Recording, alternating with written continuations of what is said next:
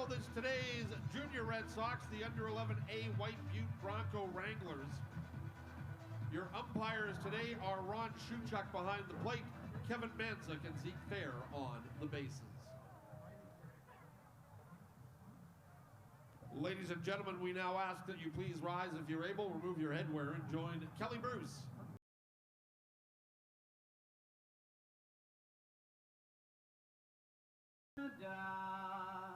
Our home and native land, true patriot love in all of us command. With glowing hearts we see thee rise, the true north, strong and free. From far and wide, oh Canada, we stand on guard for thee. God keep our land glorious and free. Oh Canada, we stand on guard for thee. Oh Canada, we stand on guard for thee. Your game time weather at first pitch, partly cloudy. Wind out of the south at 12. The temperature is 26 degrees. We could get wet later this afternoon, but by the time any rain falls, we should all be back at home enjoying summer. Taking a look at the Red Sox. Ladies and gentlemen, and welcome to this evening's coverage of the Western Canadian Baseball League on Flow Sports College. Live from the Queen City of Regina, Saskatchewan, and Curry Field, it's the Regina Red Sox facing off in their first ever matchup of the 2026 season against the visiting Swift Current 57s. Two teams on a losing streak. Regina started the season out well, starting out 3-1.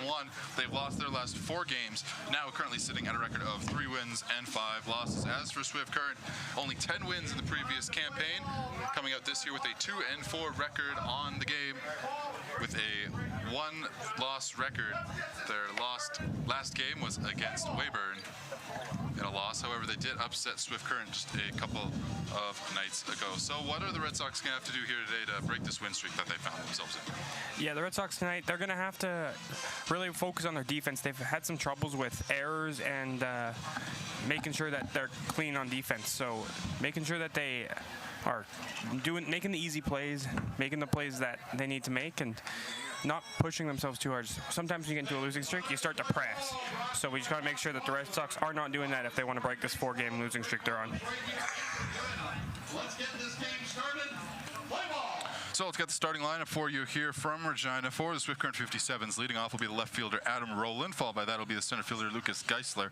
Then it's one of the best hitters in the league, the third baseman number 33, Jake Hiramoko, batting over 1,000 OPS, close to 1,500 on the season. He'll be a player to watch for the 57s. Then at first and batting cleanup, it's Jake Hoggensack, followed by the shortstop Malachi Jaramillo, the DH Jude Pacheco, the right fielder Keaton Dickey, the catcher Carson Brussel, and the second baseman Cohen Jorgensen. They'll face off against Keegan Baker, the right-hander making his second start of the year in his last game in a 7-2-5 win against Snap Mavericks.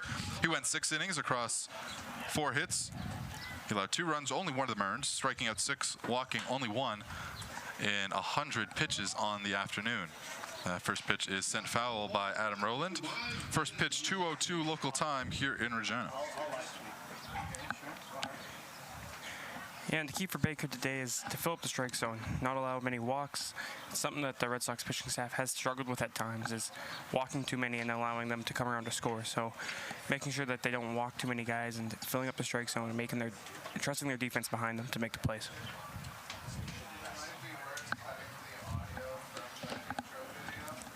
The 1-1 from Baker. Check swing on the outer part. They'll call it a strike. And Adam Rowland down 0-2.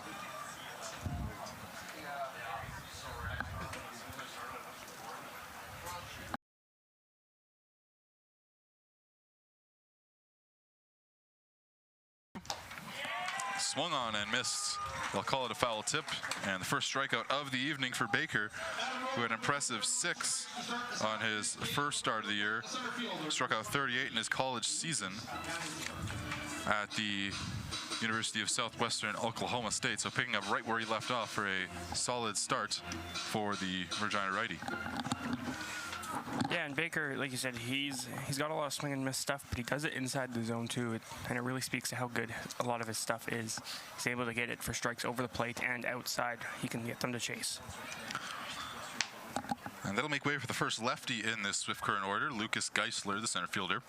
A lot of lefty batters in this order, specifically 3, and they're all towards the top as they alternate right, left, right, left. It's going to make it a bit different for Regina if they want to play the matchup game, as that 1-0 pitch hits the dirt, 0-2.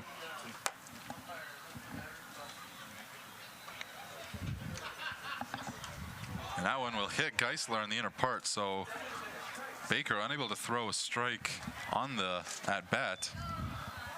And that's the first base runner of the game, is just the second batter he sees.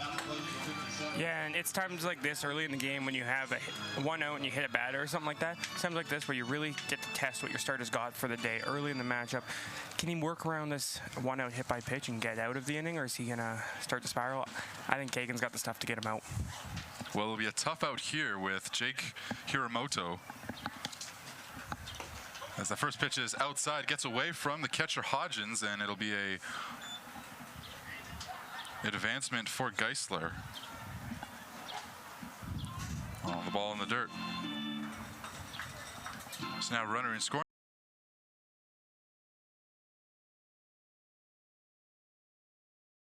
12 for 27, 11 RBIs, a double, and 4 home runs. 444 average, slugging just under 1,000 as that one hits the inner part.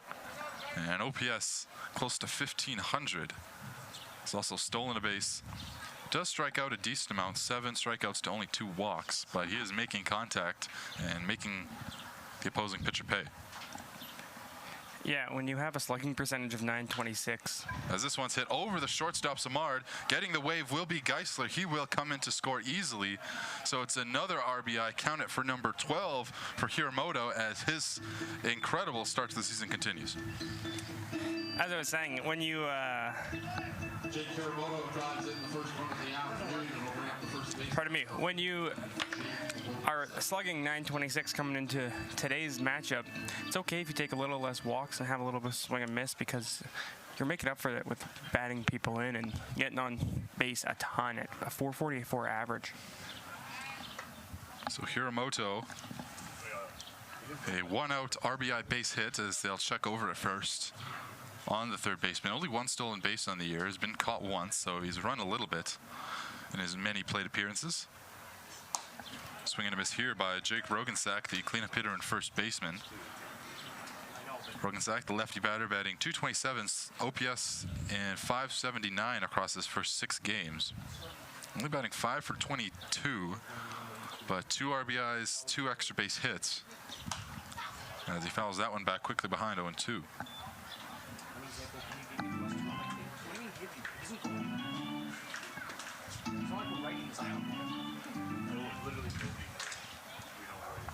So for this Red Sox team, again, started out the year 3-1. One of those wins was a start from Baker, as that's outside.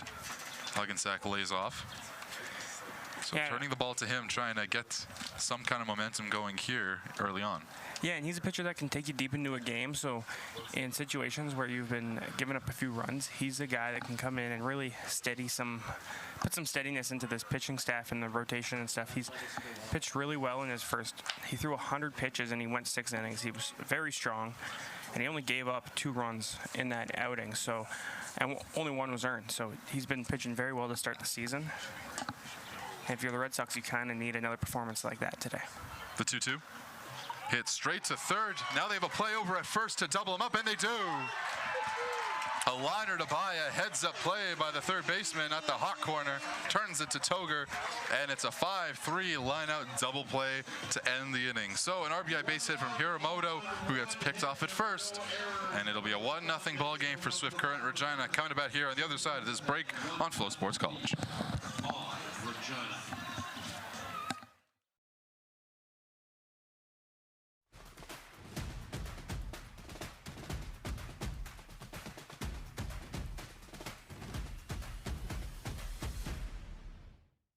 For over a century, we've been more than just lawyers. We're your neighbors, your friends, and your strongest advocates. With 15 locations across the prairies, we're everywhere you are. Stringham, your local lawyers.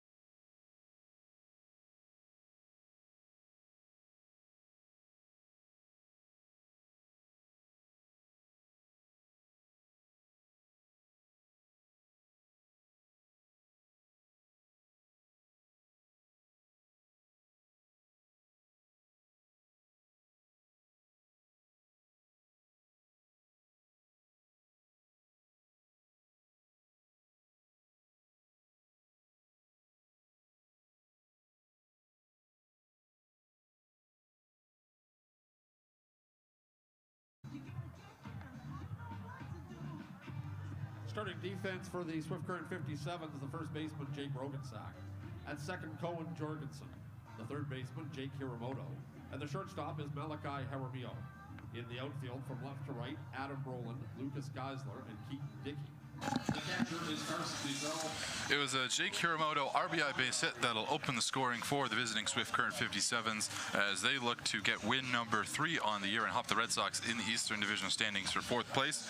However, he was thrown out on a line-out double play off the bat of Jake Rogensack. Brady By with the heads-up play to turn it, and that'll turn things over to the Regina lineup for the first time this afternoon. Digging in will be the righty and shortstop Justin Samard to lead things off.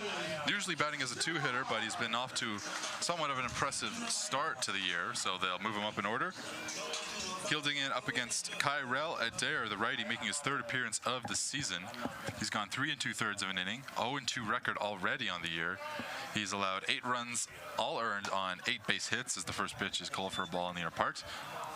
With 6 strikeouts and 4 walks across his first 24 batters faced. An inflation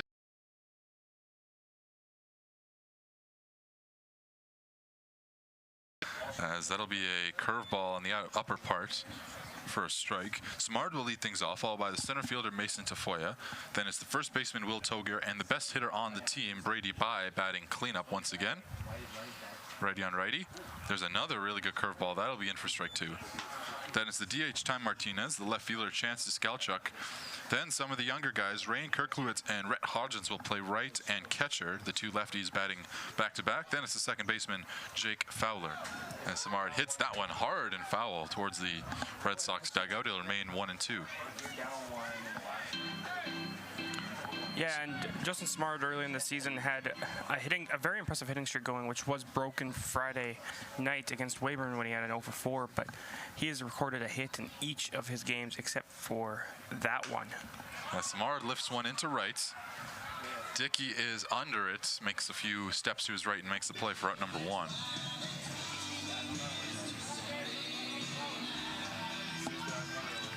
So the defense for the 57s, Roland is in left, Geisler's in center, and there you did see the right fielder, Keaton Dickey.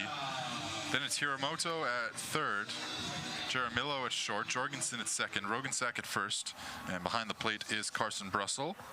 Catching for the right-handed Kyrell Adair out of Swift Current in Trinidad Community Colleges. Here's one lifted over the 3rd baseman for Tafoya, and on the first pitch, he has a base hit and the first base run of the day for Regina. Yeah, and a good piece of hitting there from Tafoya. Jumped on a pitch that he could handle right away and lined that one into left field for a knock. He's really starting to pick it up after a little bit slower of a stretch there in the first few games, but now with that, he's got a 4-game hitting streak.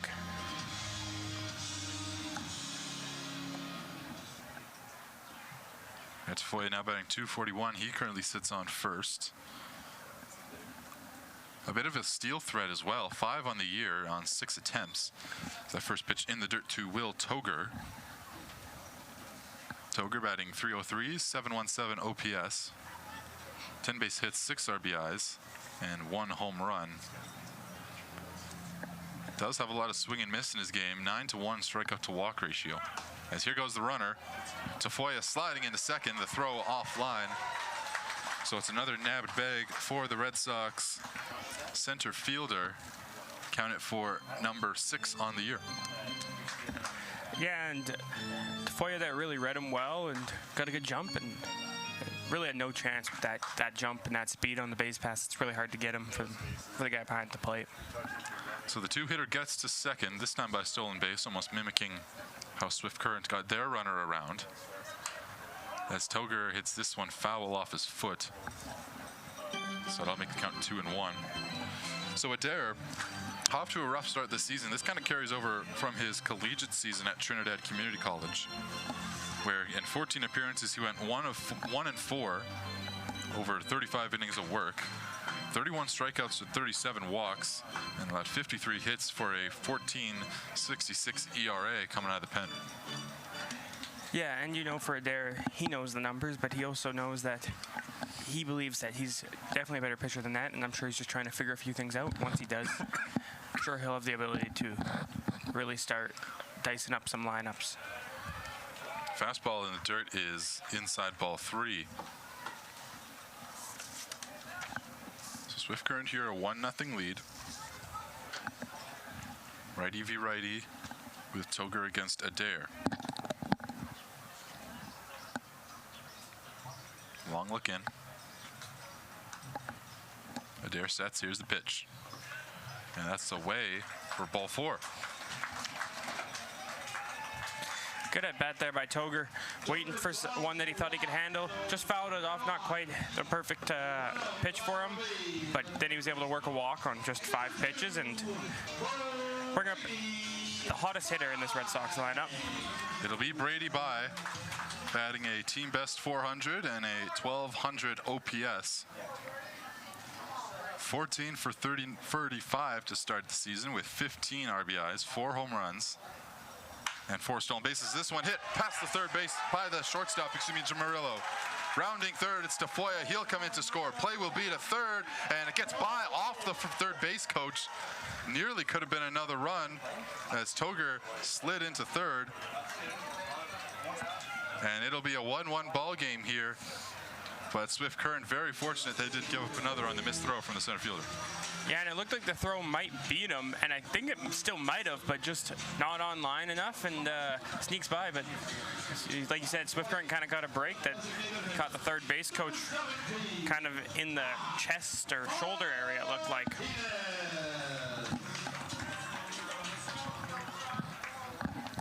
So now the score 1-1. 2 runners on. The left field or the corner infielders will play in to Ty Martinez, the DH. Brady By gets RBI number 16 on the season. First pitch to the lefty is outside.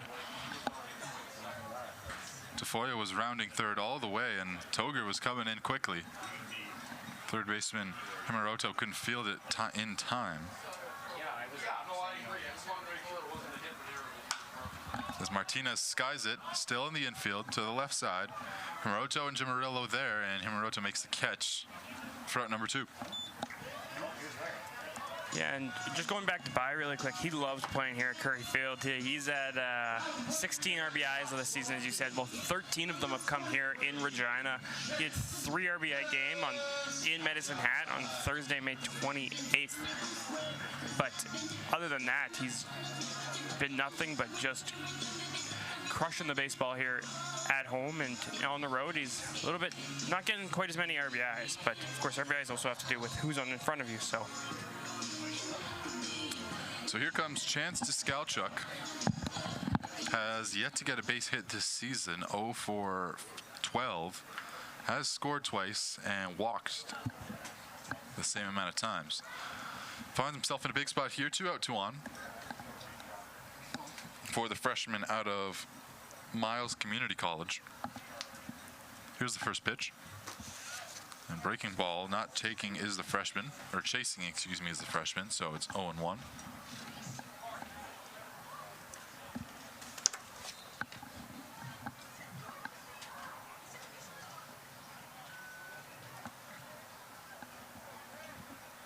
This is in, moving out of the way as the batter, and that'll bring the count 2-0. Just go to Skalchuk, Kirklewitz, and Hodgins, batting 6, 7, 8. 3 Saskatchewan products, or excuse me, Kirklewitz, sorry, from Toronto, with 3 Canadian products. Yeah, and Skalchuk coming into his 7th game here today. Yet to record a hit, but I'm sure he'll find that stroke here eventually. As Adair will step off and look at second. Has been a good runner this season with his 5 stolen bases.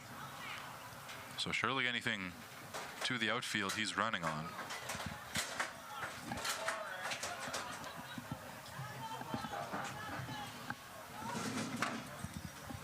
Yeah, and you expect with 2 outs here, a base hit will score 2 because after contact, these runners will be going. And that'll miss inside, 3-0.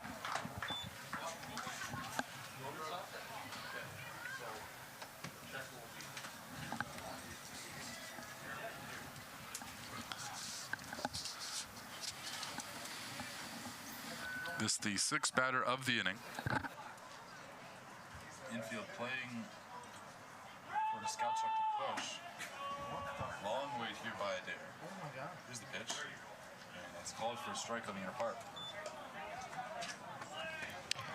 The first strike thrown there in this at bat, but Skalchuk will look at that one and look to try and see if he can get another pitch that he likes.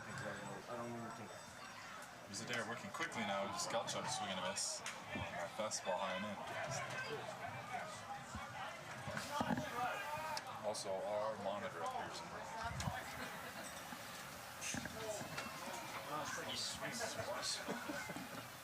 Full count, 2 out. Reynolds get a bit of a head start. That one's called strike 3 on the inner part. The Skalchuk thought it was ball 4, and he'll take his walk to the dugout, but the Red Sox will tie it at 1. And the Red Sox look to break their losing streak. It'll continue going into the second. We'll be back with more action after this.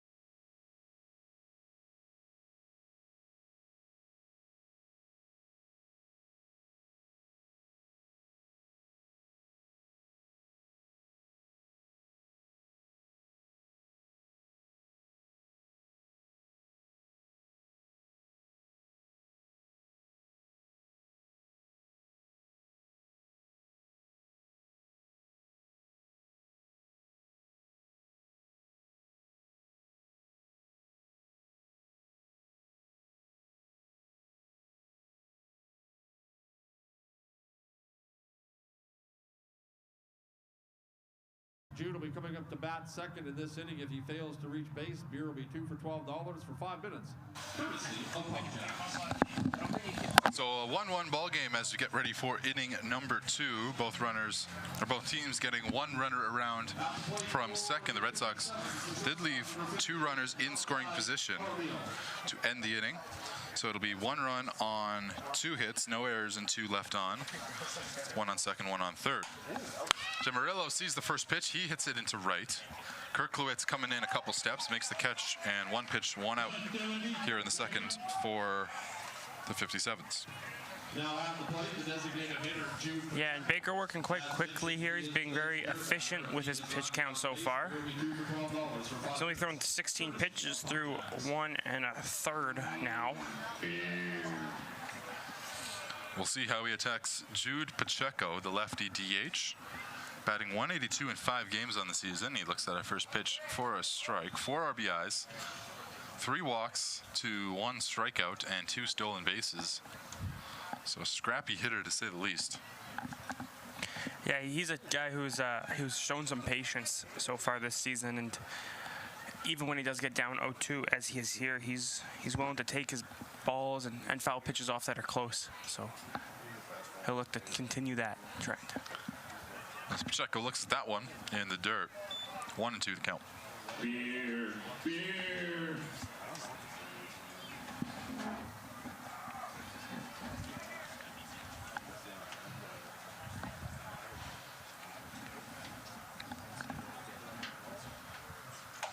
And a beautiful slider.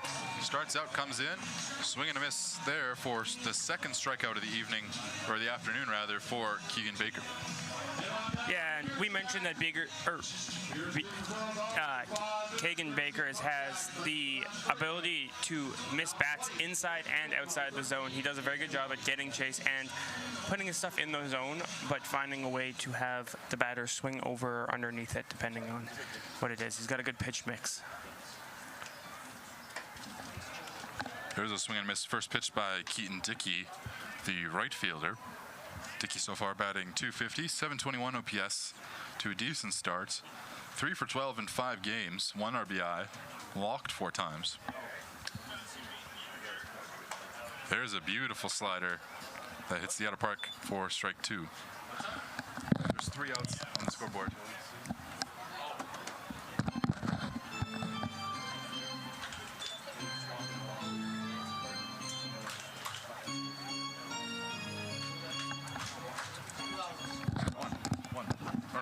Two.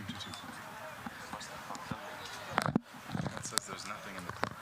You figure it out. There's a swing and a miss for strike 3, so 2 straight strikeouts to end the inning. And that'll do it for the top of the second. So, Red Sox and 57's tied here, 1-1 in Regina.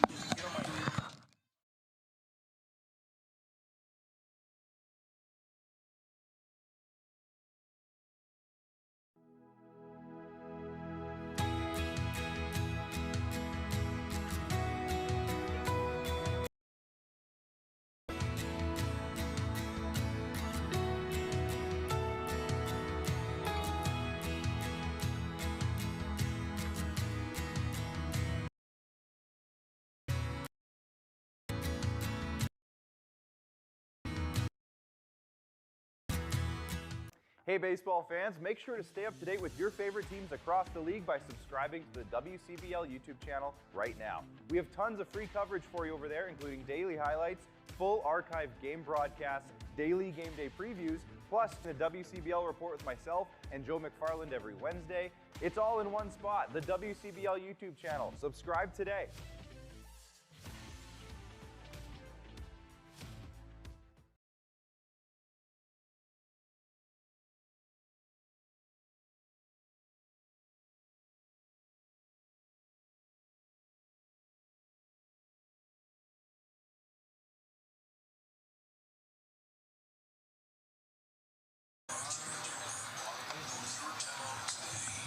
Now it says 2 outs.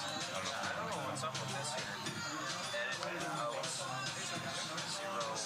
Yes. So what inning are you in now? Bottom 2. Sure. Yeah. Home, hitting, bottom 2. Okay, cool. These buttons, sometimes you press it and it doesn't go, and sometimes you press it and you fucking press it twice.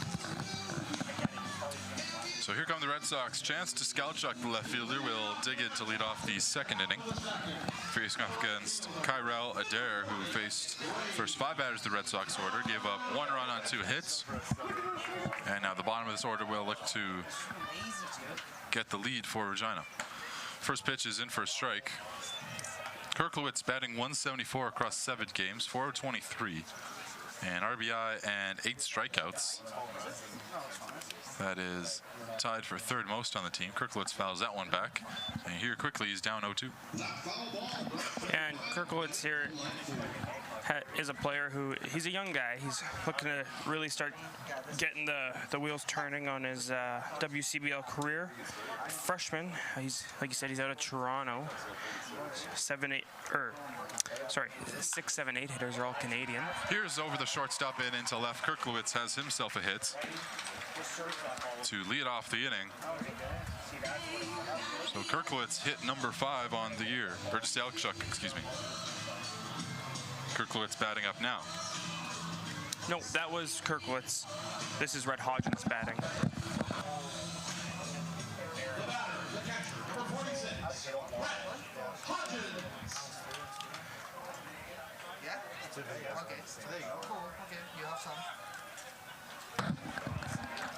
And now Kirklowitz will take second with no throw, so stolen base for him. Yeah. Sorry about that, my scorecard wrong. That's all right. Kirklowitz got such a good jump there that they didn't even have time to take a throw. He took it standing. Took that base. Here's Hodgins batting 111 on the year. Splitting catching duties with Mateo Pierre, who is getting the off day today.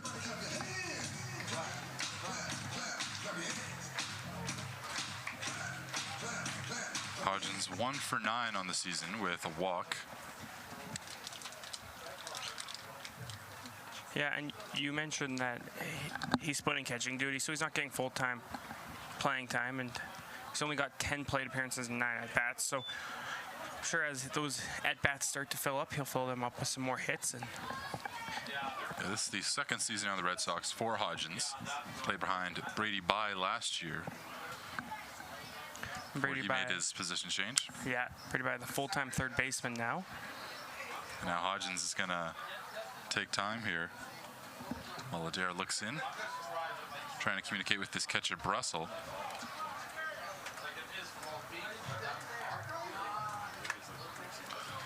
So 1 ball, 2 strikes. Here's the pitch. Grounded, first base side. There'll be a roller, and taking it himself will be Roggensack. So a productive out as Kirklowitz gets to third base. And it's a 3 unassisted on the first out of the inning. Yeah, and that's one of the more underrated things that happen at the bottom of the order is sometimes it's not always going to blow your socks off with a 300 average or a 700 slugging percentage like some of these top of the order guys have in this league, and or one dotting OPS, but guys that can move runners around and really help the team in ways that go a little bit more unnoticed by some of the fans. So the first pitch to Jake Fowler is taken high.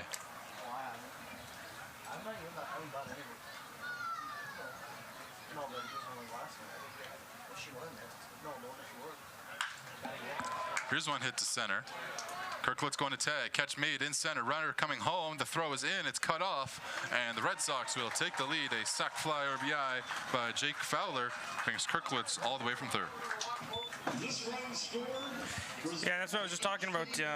Guys who can move runners around and find ways to get RBIs without maybe hitting the ball over the fence every time they're up to bat, or crushing it off the wall. Like, those are 2 really quality at bats from guys that in the lineup at the bottom and are still trying to get their feet under them this season, finding ways to move the runner over and then bring them in, take the lead for the Red Sox.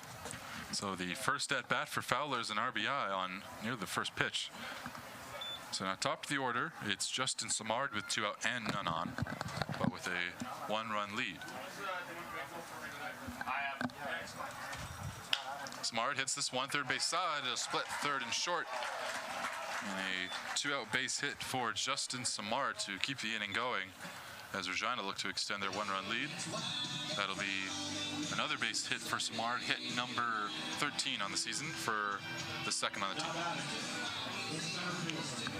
Yeah, hit number 13 for the Regina second baseman, but also to come in here with only the 1-0, like I mentioned, his last at bat, and he finds a way on almost every game. Curveball is inside for a ball. This throw gets into center field. Samard is going to take off for third. This is going to be a tough play. Throw down to the hot corner is not in time. So heads up from Samard. takes second on the stolen base and takes third on the E2. This Red Sox team is very aggressive on the bases, especially today, but they have been for a few years now, and they're really okay with trying to move runners up and take those risks, and you see plays like this happen more often with them.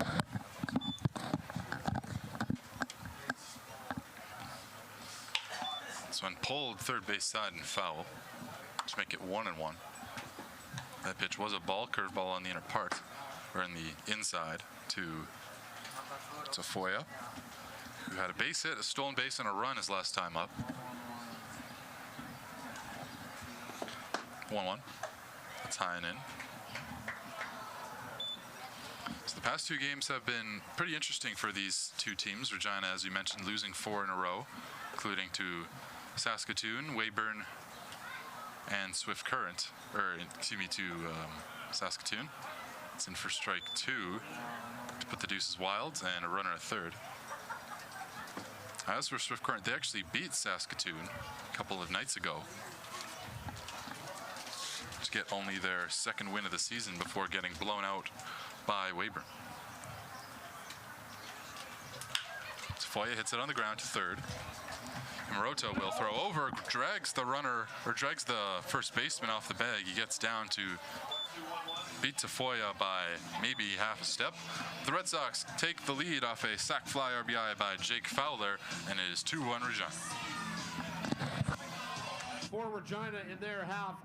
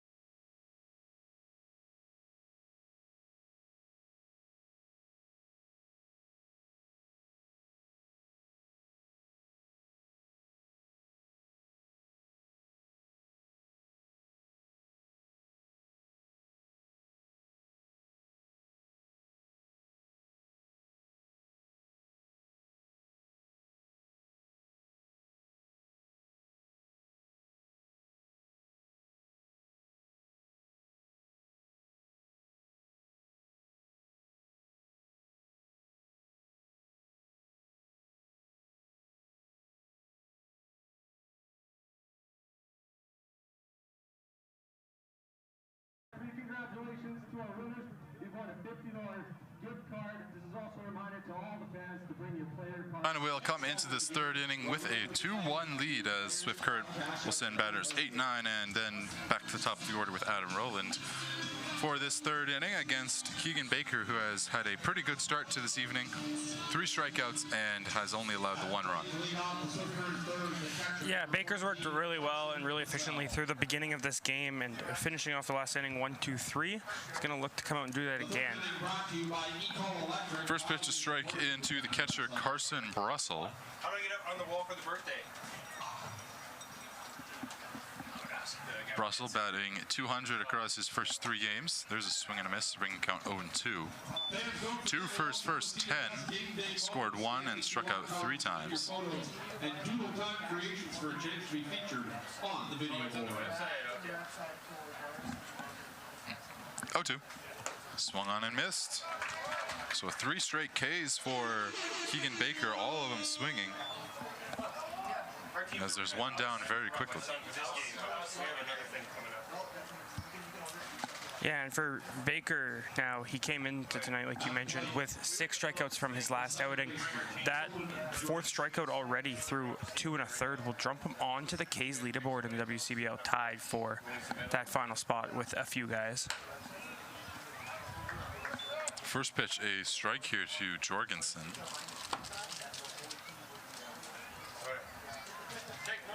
Thank you. This is Cohen Jorgensen, the second baseman. And that one's away for a ball.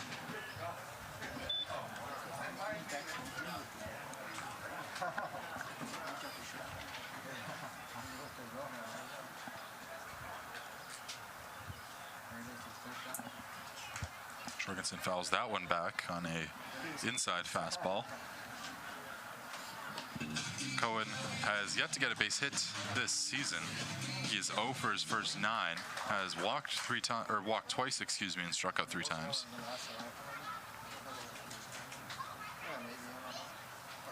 One, 2. This is a looper into center, and that'll get down. So hit number 1 of 2026 for the 9-hitter for Swift Current. Keeps the inning going. So it's 1 out, 1 on here for the leadoff man, Roland. Yeah, and we talked about how Regina really likes to be able to take that extra bag. Swift Current doesn't do it as much. They only have, by my count, 11 stolen bases on the entire season between all of their players.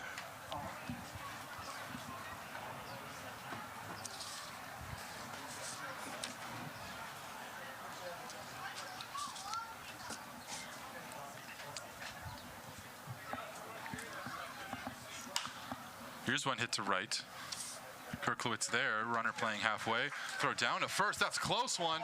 Runner off the bag, and he dives back in time. Toger put his foot off the bag just as the runner came off. So there could have been a double play, but Swift Current are lucky to just get the batter coming up here with 2 outs. Yeah, and Jorgensen slid back and slid over the bag and was able to dive back in time, but it almost feels like if Toger had noticed immediately, he would have had the opportunity to take him out there. But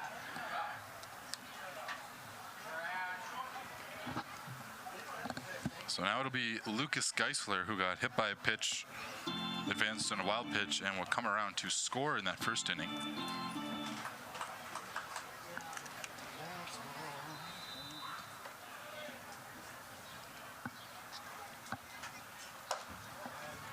First pitch is outside for a ball.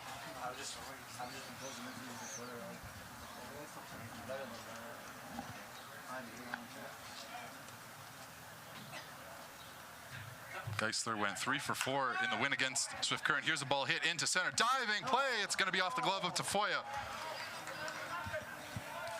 Jorgensen will go to third as he was hustling right through second base.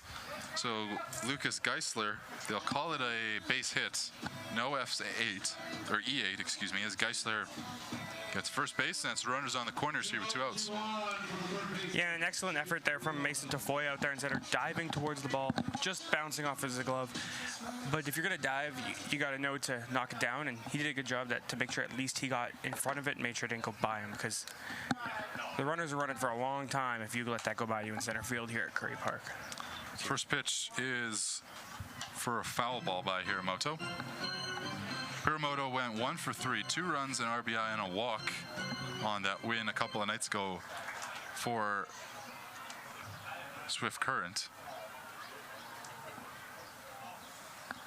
They actually let Saskatoon back into the game in the top of the 9th, check over not in time. It was 3-1 going into the 9th. They were able to slam the door on one of the best teams in the league in the Berries. Yeah, the early upsets of this season. Yeah, for sure. And Swift Current, a team that has struggled to find its footing early in this season, but that is something that really can get the momentum rolling when you beat a top elite team in this league. You shut them down in the 9th inning and stop their comeback. That's one of the biggest confidence boosts the team can get, and they're going to try to get rolling off of that. Hiramoto here trying to keep the inning alive, 0-2, 2 outs. A base hit scores 1 for sure. This is hit foul, pushed first base side.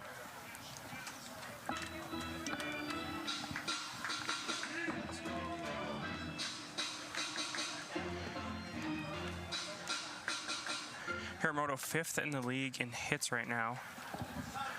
I guess he would have tied for 4th with his hit earlier in the game. Runner going, here's one hit into center. Tafoya will step in a couple and make a routine grab for out number 3. So a bit of a scare. One comes in scoring position. Runners stay on the corners. None of them come around. We're done through the top of 3. Regina will look to extend their lead.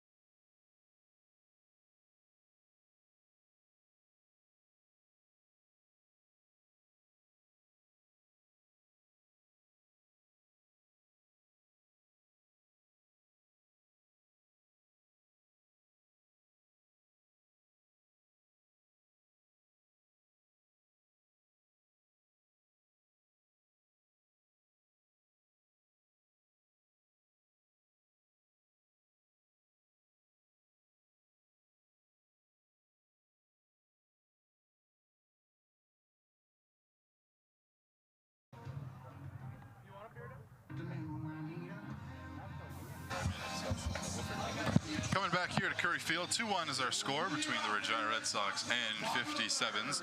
The three-hitter Will Toger will look to lead things off for the team in white. He had a walk his last time up and was left stranded on third base.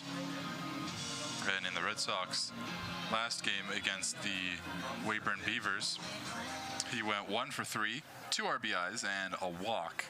Drove in 2 of the 3 Regina runs before they would be shut out past the 6th inning. Weyburn would score 3 in the bottom of 7. And Regina would lose with 3 runs and 6 hits. Weyburn would win with 4 and 8. Fouls that one back 0-1 in the count. As for their game against Saskatoon, 2 runs on 5 hits. Saskatoon would walk off the Queen City side in the bottom of the 9th. But 3 errors from Regina. Their defense has not exactly been up to snuff as you'd like to see. Yeah. Fielding percentage 821 to start the year for Regina. Yeah, and that's something that is of course concern for this coaching staff, and I'm sure they know that and they make the players aware of it, but something that they also are confident will turn around. Fielding is one of those things that sometimes it takes a little while to gel with, especially in a league like this where you don't play together all the time. It's only for a few months every year. It takes some time to gel, especially with some of the new guys that come in. 0-2. That's high for ball 1. So for Toger, he's batting .303 on the year, 10 hits. 6 RBIs is good for 3rd on the team. That'll be called strike 3. That'll be a strike 3 looking. That'll be strikeout number 2 on the day for Kyrell Adair. And both the guys retired via strikeout have been looking. Nobody has swung and struck out. When they're swinging, they're making contact. This Red Sox team is today. Yeah, he's really hitting the inner part of the plate, is Adair. Spy first pitch hacking, as he's done a lot. His first pitch swing rate near the top as he misses that one fouled off.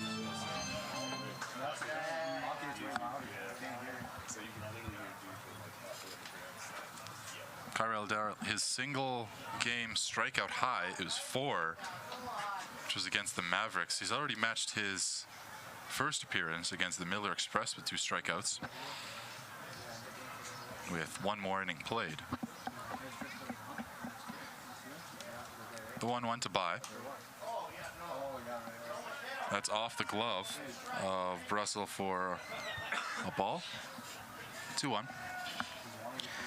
Yeah, and By comes into this with 4 home runs on the season, and all 4 have come over the right field wall here at Curry Field. He went, opening weekend here in Regina, he went insane and was mashing the baseball out there to the short wall out there in right field. And yeah, it was fun to watch. At one point, he had 3 home runs in 2 games, including one against Saskatoon. That's there for ball 4, so By nothing good to swing at. He'll just take first base, and it is a running threat for Ty Martinez. Yeah, and By, although he's been a catcher and a third base in his WCBL career, not 2 positions that you look at with a lot of speed, he does have the ability to take bases. He really reads pitchers well. And we see a pickoff, just as we're talking about that, a pickoff to first is almost off the bag. So now Martinez, and now we get another look over to second, or over to first.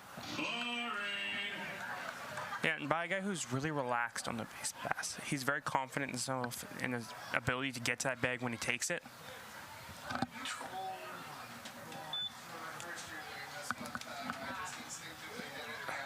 So that allows him to be more fluid through his secondary lead and into the base, as that's why he gets so many extra stolen bases. Another check over to first. That one a lot closer. By almost had to crawl back to first. Yeah, I think that one caught him a little off guard, but safe nonetheless. Runner going through Martinez. Played on a second, it's off the bag and into center. Another missed throw down to second on a stolen base, and Brady By is into third. Off the swing and miss from Martinez. And it's another nabbed bag for Brady. Yeah, it looked like they were going to get him and just took a funky bounce either off the bag or off the lip that sometimes affects ground balls. If it bounced, tried to long hop it in there, maybe it took a weird bounce off there. I couldn't quite tell. But definitely a benefit for this Red Sox team that is so aggressive on the base pass. We were talking about that just the last time that they stole. This is set past the first baseman by Martinez, and that'll bring home Brady. Bye will touch home plate, and it is 3-1 Red Sox. Yeah, a good piece of hitting there from Martinez. He got down 0-2, realized he had a runner on third and just had to get something past the infielders who were playing in, and it would bring in a run, and that's exactly what he did, and Brady Bye comes across to score because of it. That was stolen base number 6 for Bye, and RBI number 3 for Ty Martinez with the infield playing in. So this is Deskalchuk. First pitch is high for a ball. So Regina have scored 1 in every inning and lead 3-1.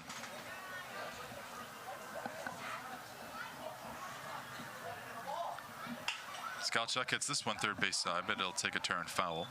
In the last game, Deskalchuk 0-4 with 2 strikeouts, so trying to break out of a pretty poor performance against Weyburn.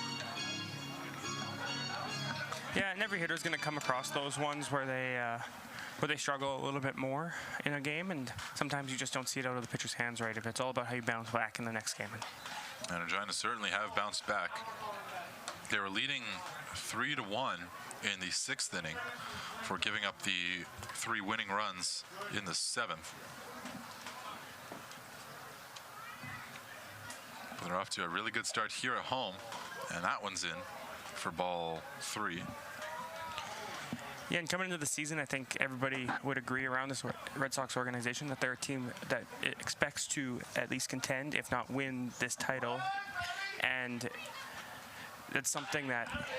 Here's one lifted into left. That's down for a fair ball.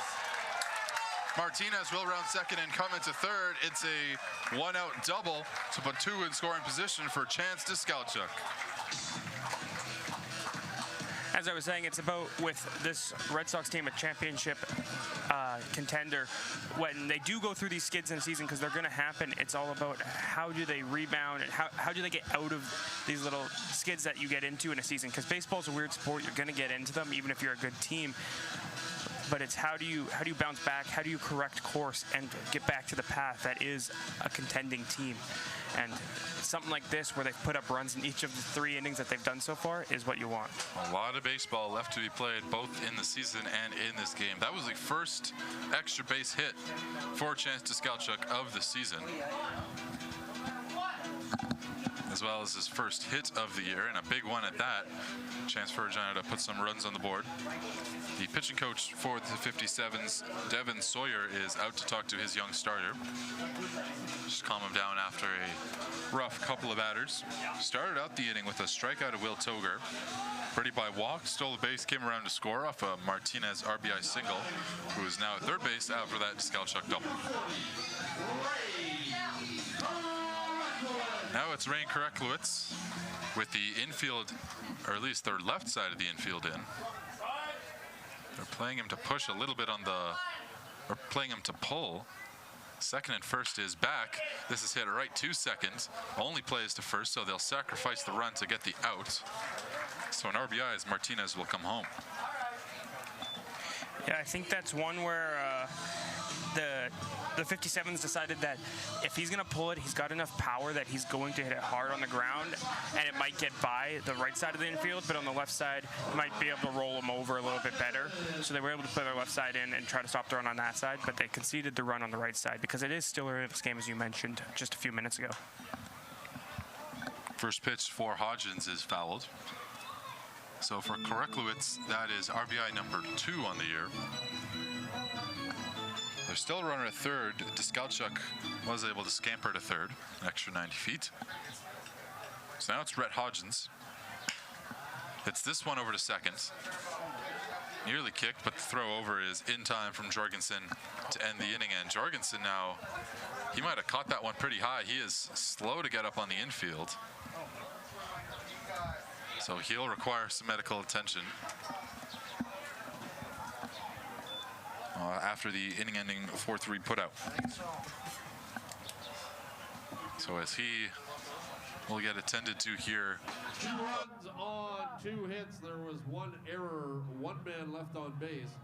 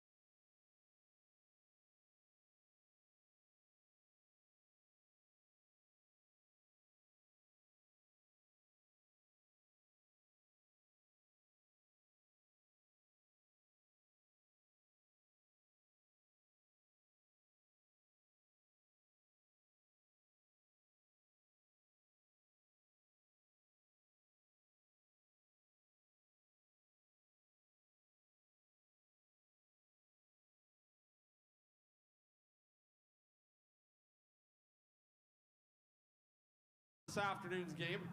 Remember, the foul balls are property of the Red Sox, and we ask you kindly to return them to the merchandise trailer. Doing so will earn you. So the second baseman Jorgensen was able to make his way off for the 57s. He's not due up this inning. Instead, it'll be Jake Rogensack to lead things off. First pitch is in for a strike from Keegan Baker, who has been fantastic for the first 3 innings. Yeah, really good job. He's allowed a few base runners, but nothing to where it's in a high amount of traffic at one time. So he's going to look to continue that pace. They're working quickly here. He is working even more efficiently. He's up here 0-2. Righty on lefty, infield normal depth. There's a swing and a miss. 3-pitch strikeout. Hodgins drops strike 3. Throw down to first in time to put him out. Yeah, and Baker's really not only working efficiently, but he's also like missing bats. And sometimes when you have a high strikeout rate, you're also using a lot of pitches to get that because you might end up in some full count strikeouts. But a lot of his strikeouts have been 0-2, 1-2 strikeouts. So very good job here by Baker to keep his base runners low and his pitch count low.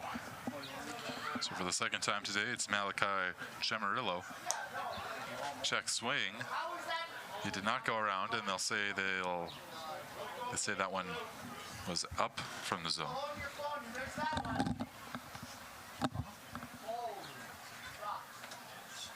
Breaking ball, that's in for a strike. I call that one a little lower.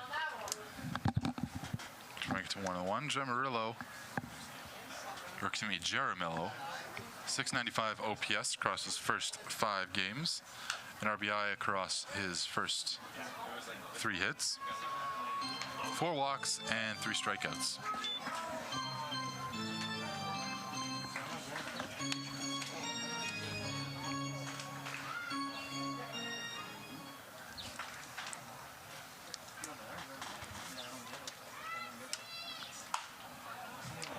Pushed foul. first base side. And Jaramillo out of Albuquerque, New Mexico, from I think it was Southeastern University, Lakeland, is his university.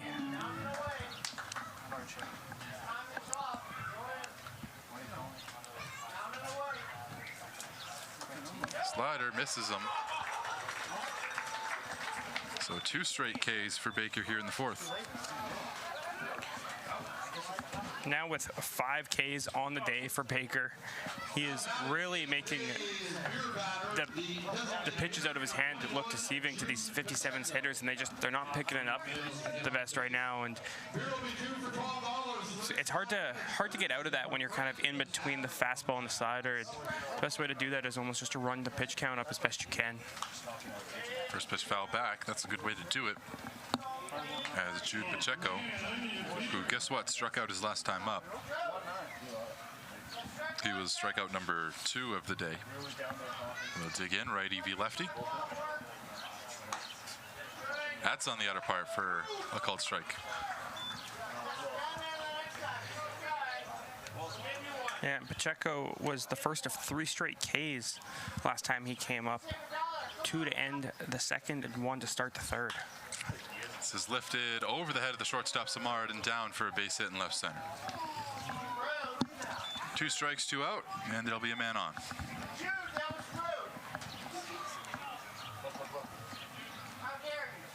Now batting, the right fielder, 13,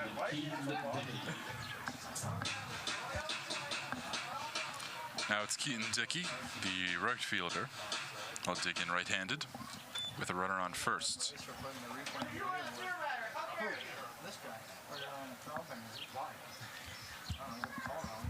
First pitch swung on and missed on the changeup. Is that whether it has been increasing? Yeah, they're not allowed to show it. No? No. Who said? Well, apparently they sent Bryce like this big document after the home opener.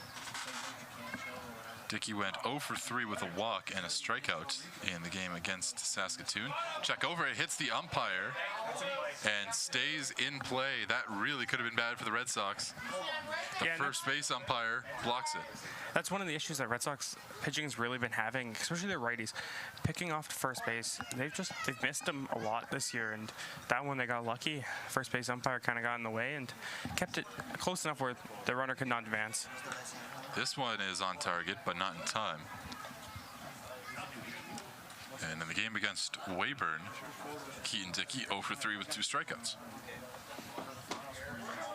Yeah, and Dickey missing the ball a little bit right now. He's got 5 strikeouts in his last 3 games and then started with 1 tonight. But here's one into center, and that'll drop. So another 2-out base hit from the bottom of this Swift Current order from 2 struggling hitters. Yeah, and if you're the 57s, that's what you look for out of this, the closer to the bottom of the order here. 2 guys that are struggling a little bit, struck out to start, but now you flared 2 balls into center field, and you're getting closer here to turning this order over to the top, in which damage can happen for this 57s roster. For the Red Sox, force play at Eddie Bag, but for the 57s, Pacheco goes to second. Dickey is now at first. Both those guys decent runners, so anything deep enough for Carson Brussel, who struck out his last time up, could score at least 1. That's in for a strike. Brussel 0 for 1 today. He struck out his last time up. Brussel went 0 of 3 with 1 strikeout in the game against Weyburn. Throw down to first, and they say the runner got in time. That was a big secondary lead that both guys took, and they're lucky to not get picked off for it. Yeah, I thought maybe Hodgins was thinking about going down there. Obviously, he's going to take the short route instead of trying to go all the way through to second. Go down to first, take the short route, and see if you can kind of squeeze on an extra out here. That's just a way to make it 2-1. Russell did not play for the 57s in their last game against the Beavers.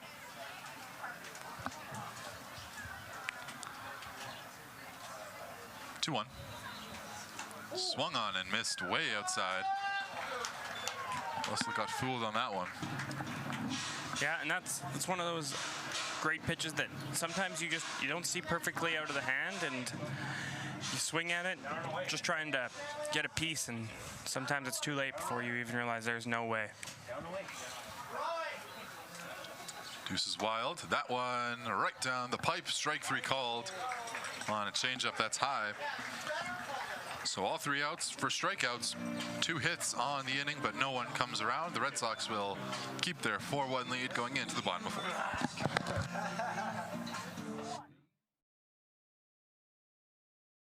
Hey baseball fans, make sure to stay up to date with your favorite teams across the league by subscribing to the WCBL YouTube channel right now. We have tons of free coverage for you over there, including daily highlights, full archived game broadcasts, daily game day previews, plus the WCBL report with myself and Joe McFarland every Wednesday. It's all in one spot, the WCBL YouTube channel. Subscribe today.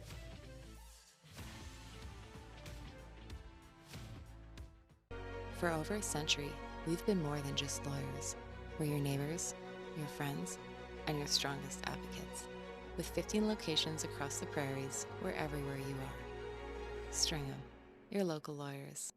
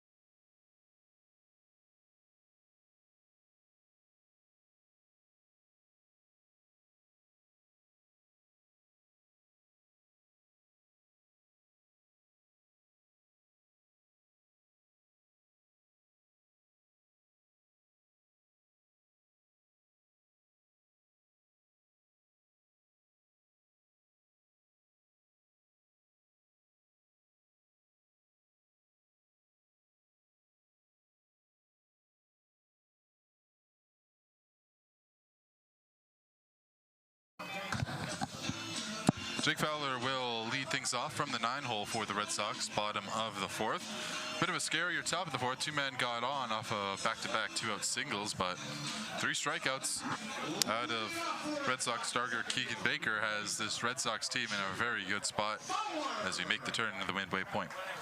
Yeah, and Kyril Adair has come into this inning. That's his 58th pitch that he just threw right there.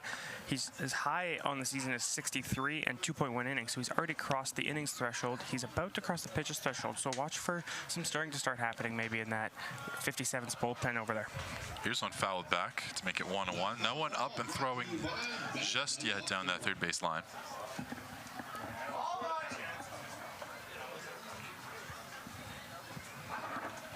It'll be Fowler, Samard, and Tafoya.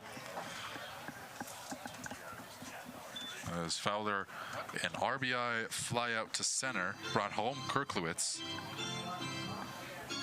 from third base. 1-2 now the count. Yeah, and I was doing some research and kind of in between the bottom of the 3rd and the top of the 4th. The Red Sox are yet to have scratched across a run in each of the first 3 innings this season till today. As Fowler will fly out to right field. Dickey takes a couple steps to his right and makes the play. So now at the top of the order, it's Justin Samard. 1 for 2 on the day, a stolen base, and was stranded on third in the 2nd inning. Yeah, he singled in his last at-bat, like you said, stole a base, and then it was a throwing error by the catcher that got him to third, and he never was able to cross the plate, though.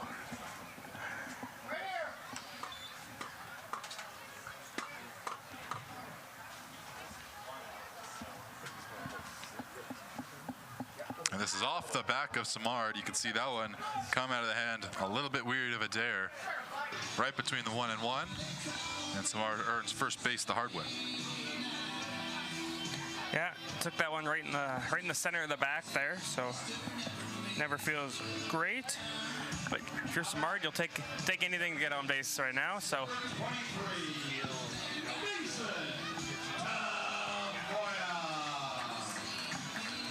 So here's the center fielder Tafoya, 1 on, 1 out.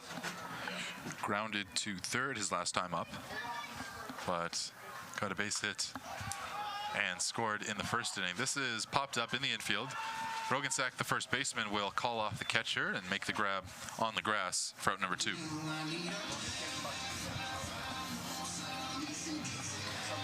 Yeah, and you hope with 1 out and the hit by pitch to the leadoff hitter with the top and then into the middle of the order, you can try to scratch across that run and maybe another one. But this Red Sox team is just going to look for any way to get more and more insurance, because a lot of times their wins have come on big comebacks, but they know that it can happen to them as well if they're not careful. A consistent win has been something the Red Sox have been looking for. They've come back, they've been come back on. They just got walked off the other night. They got walked off earlier in the season against Moose Jaw, and they're just looking for a game where they have control throughout all of it. It's looking like a good one here. Toger pops this one up into left. Roland will come in, throws his hands up, almost didn't know where it was for a second, but in the overcast sky, he reads it, makes the play for out number 3. So the Red Sox leave Samard on at first and end the inning. 4-1 Red Sox lead the 57s, going to the 5th.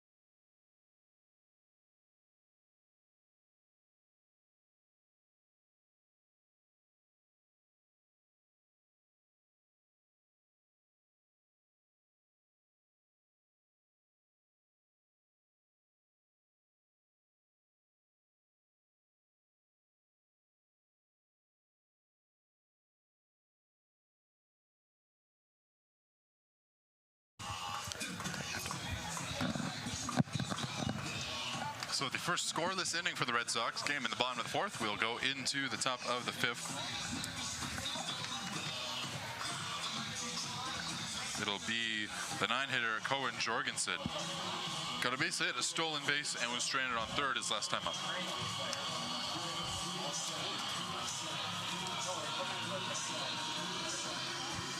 Leading off for the 57s in their half of the 5th, the second baseman, Cohen Jorgensen 0 for 3 in his game against Saskatoon, and was 0 of 1 in a pinch hitting affair where he slipped in for Keaton Dickey. So it was 0 for 4 in his last couple of games.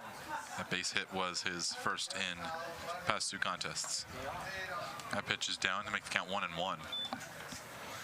Yeah, Jorgensen, as well as Geisler, the only 2 57s to have not been retired in at least once. Of course, Jorgensen only has 1 at bat, whereas Geisler has 2.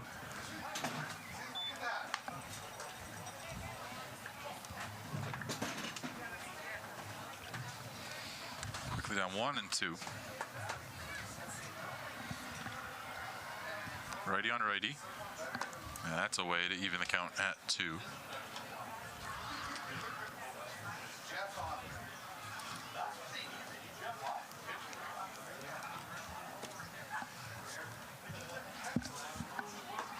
That's in the dirt to fill the count.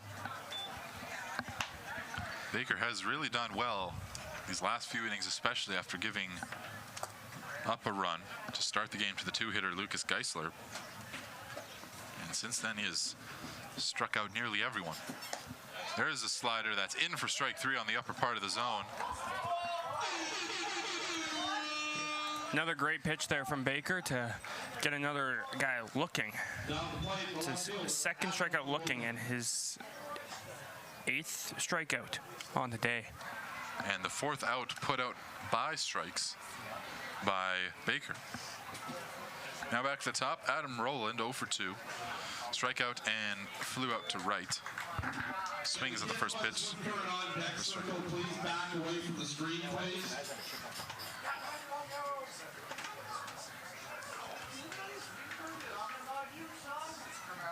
0-1.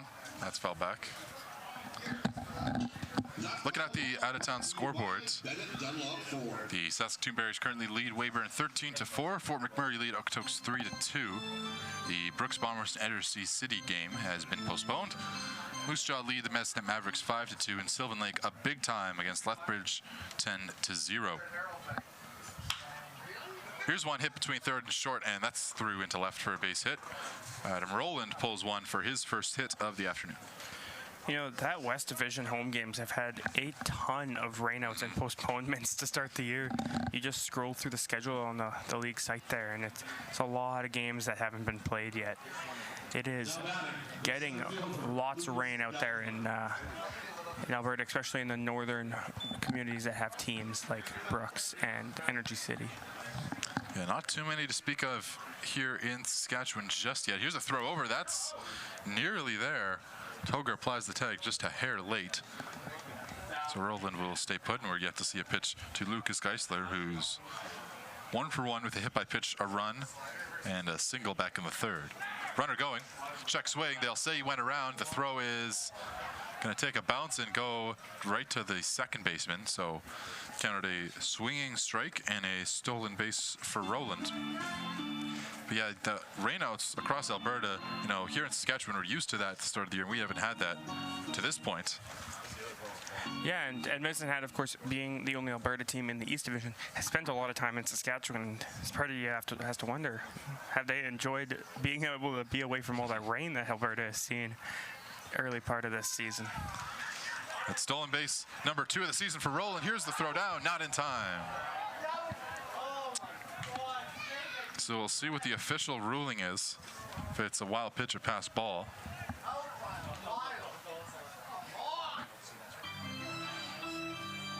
That's a good play from the runner Rowland just to get under the tag and into the bag. It'll be 0-2 the count.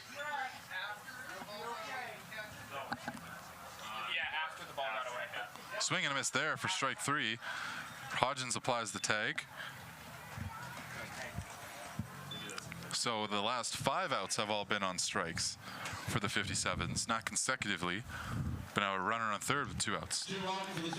Yeah, and 6 of the last 8 have been on strikeouts. He's been really good today for Baker.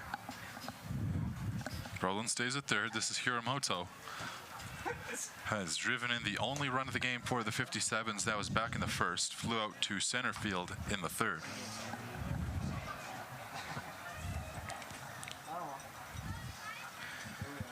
He drove that run in on that single, which brought around Geisler, who just struck out. There's a good breaking ball. It's called for strike 1.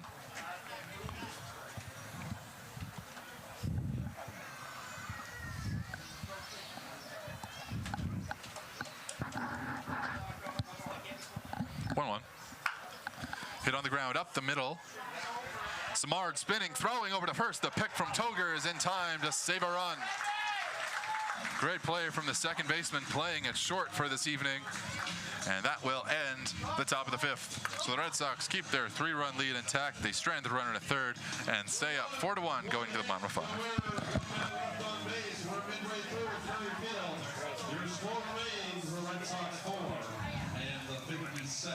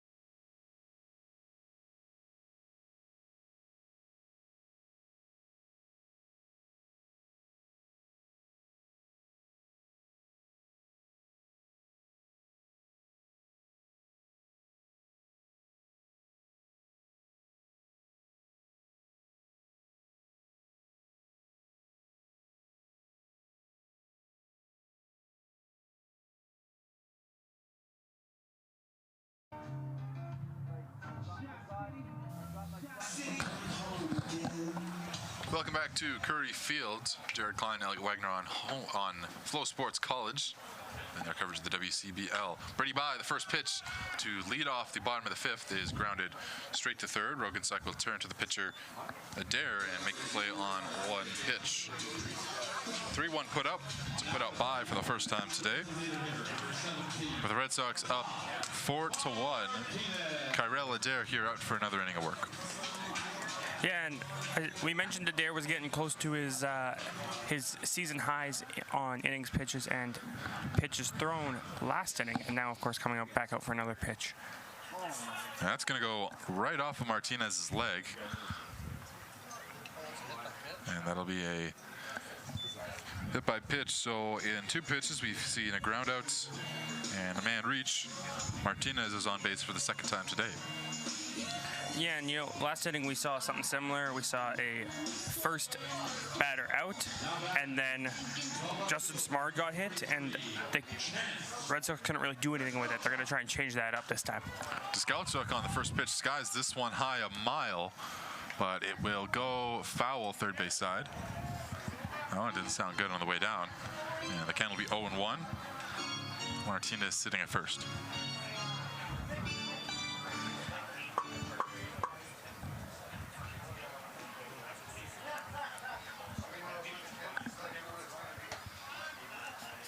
One is inside.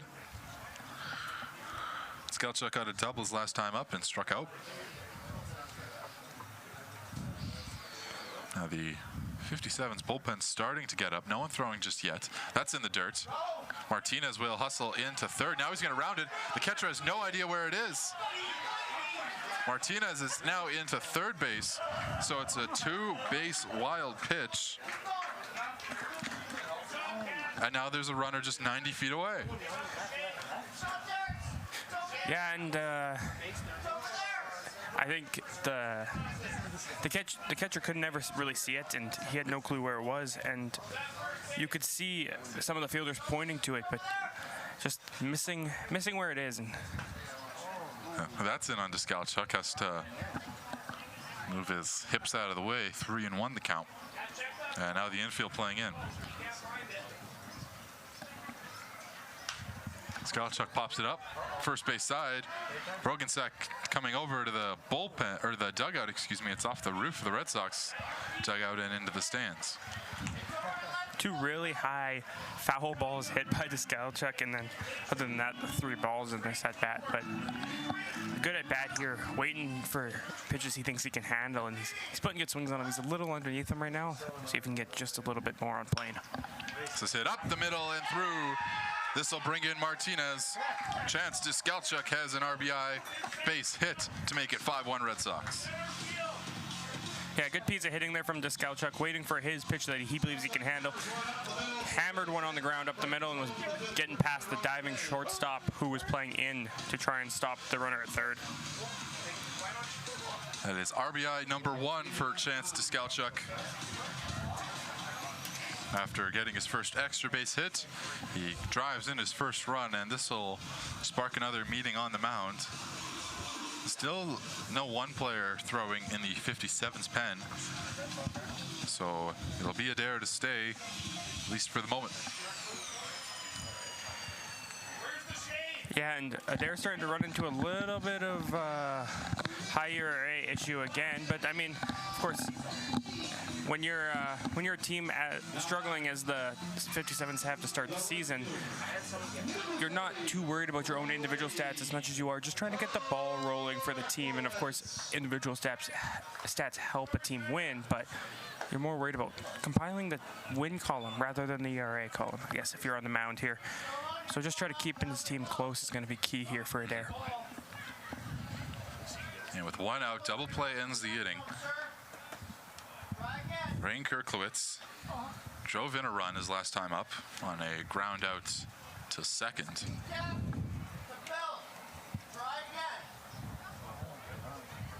Got a base hit and a run in the second. Here's a play down to second, and the ball's dropped. So Chance Deskalchuk, he's had a stat stuffer for sure, a stolen base for him. Yeah, really starting to find his footing this season is Deskalchuk. He, like you mentioned, first RBI, he had his first extra base hit. He's got a stolen base here tonight. He's really starting to put it together here tonight, and he's going to continue that hopefully through the rest of the night and into the rest of the season as the Red Sox look for a little bit of bounce back here tonight. Swing and a miss there for strike 3 and out number 2. So that's a big strikeout if you're Adair with the double play off the board. Yeah, of course, early in the count, you're putting things low. You're trying to get that ground ball double play. But after Deskalchuk steals second, you don't have that option anymore. So to get the strikeout, and meaning that he might not be able to score if you can just get a nice ground ball here, ends the inning. So now it's Rhett Hodgins. Has yet to reach.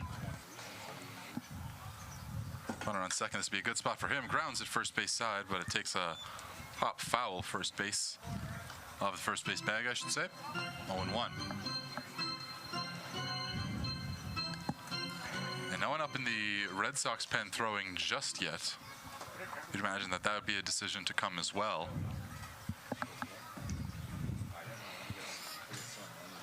And with the speedy Deskalchuk standing on second, Rhett Hodgins also looks for an opportunity to get his first RBI of the season. There's a breaking ball, hits on the outer part for strike 2. So now if you're Adair, a chance here to end the inning and get out with the damage limited. Yeah, very nice slow looping curveball to catch the back door of the strike zone there from Adair. Deskalchuk running 0-2. Here's one grounded to first. Underhand throw to the pitcher, and that'll be in time for out number 3. So the base hit does drive in a run from Chance Deskalchuk, and we are at a 5-1 ball game here in Regina.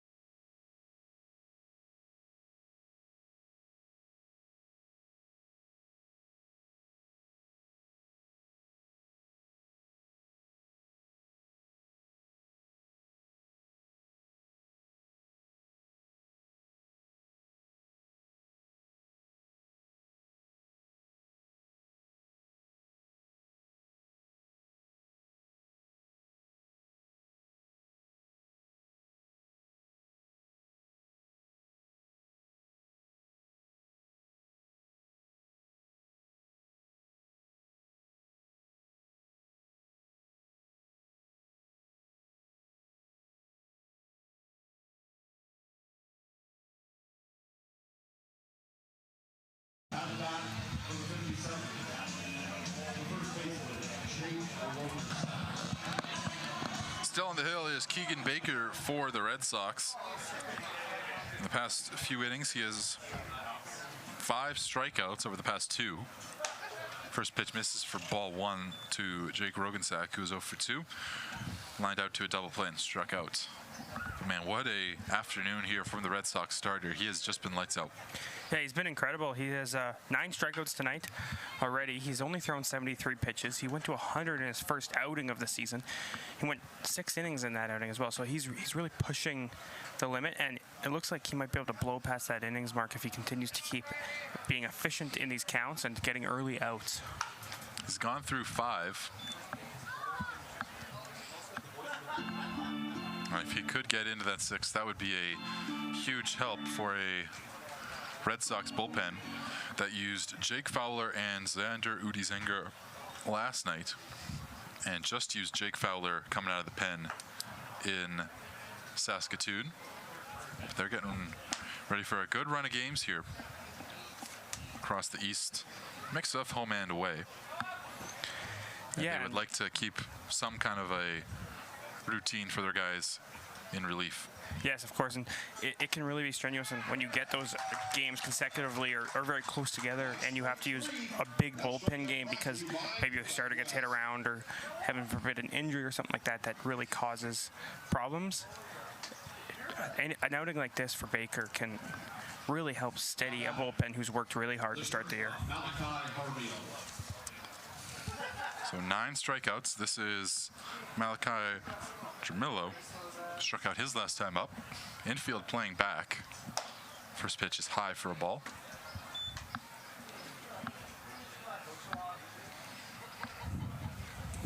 You can imagine Jake Fowler playing second base today for the Red Sox, likely not available out of the pen, unless this game were to grow into a big lead. Yeah, then I guess you could have. You could.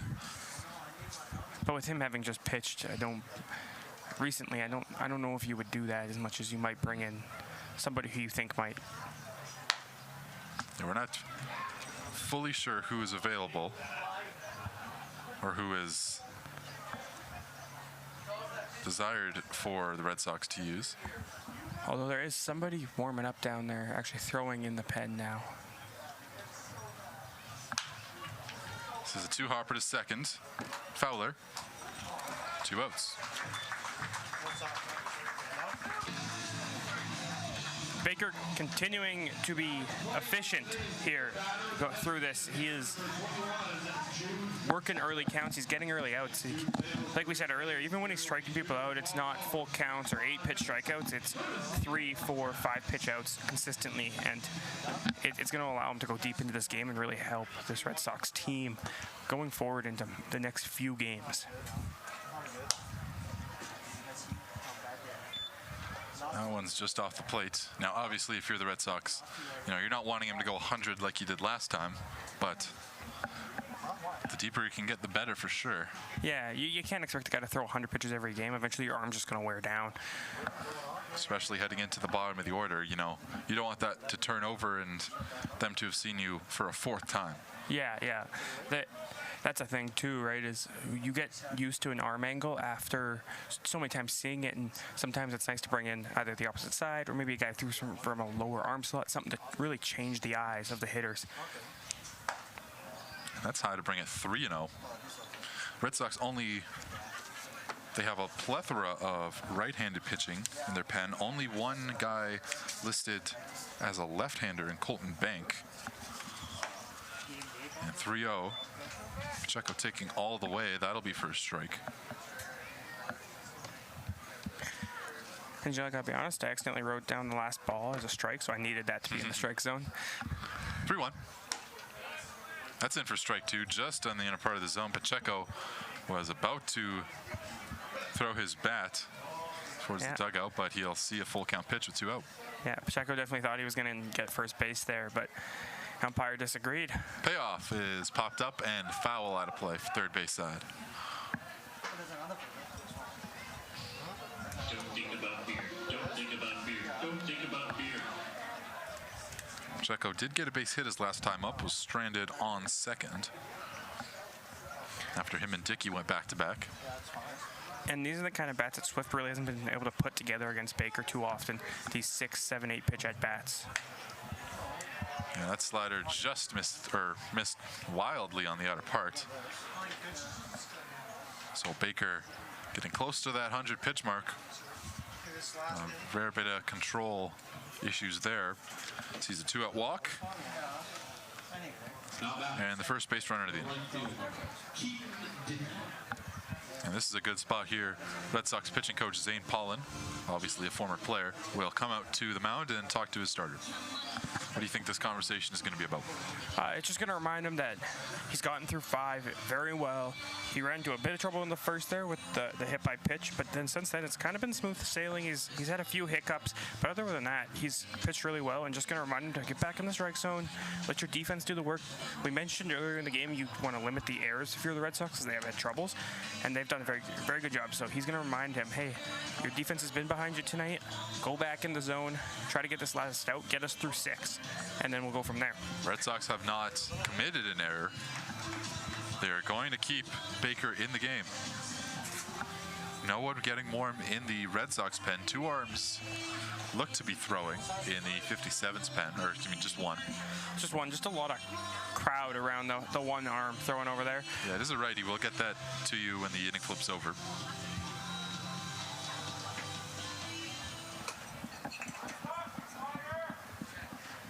So 1 on 2 out. Here is Keaton Dickey. Strikeout and a hit this evening. That's in for a strike.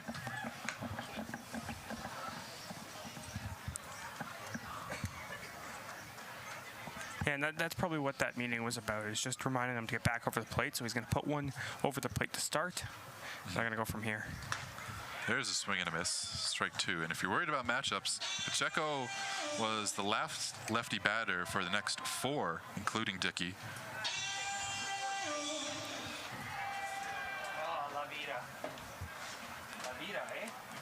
Here's the 0-2. To Dickey. Called strike 3 right down the middle. 2 strikeouts in the 6th inning for Keegan Baker. He has been lights out. 1-run ball for him as he holds the 57s to just the lone point. Red Sox will go to the bottom of the 6th, still leading 5-1.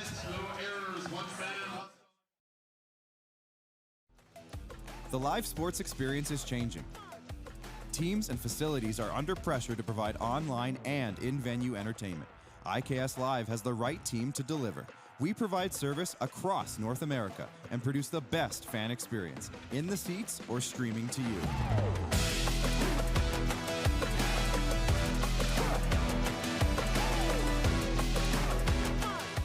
IKS Live continues to bring you the best seat in the house.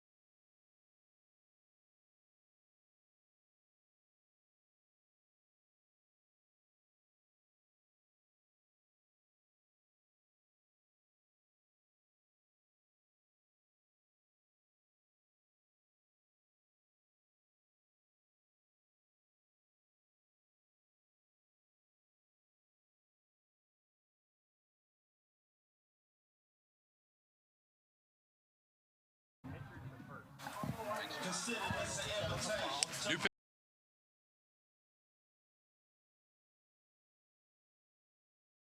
For you Valley, it is Sammy Chow, which will close the day for Kyrell Adair. 5 innings, allowed 5 runs, 7 hits, 2 walks, 3 strikeouts, hit 2 batters, and threw 1 wildly. Here's the first pitch, righty on righty, and that's not the way you want to start. hits the 9-hitter Fowler. The second baseman, number 27, Jake Takes one right in the back. He gets plucked, so it'll bring up the shortstop. And that's Sammy Chow's first hit by pitch this year as he comes in with 3 innings pitched in 2 appearances. He has given up 11 hits, 11 runs, 10 of them earned, 2 walks, and he hasn't struck out anybody to this point in the season.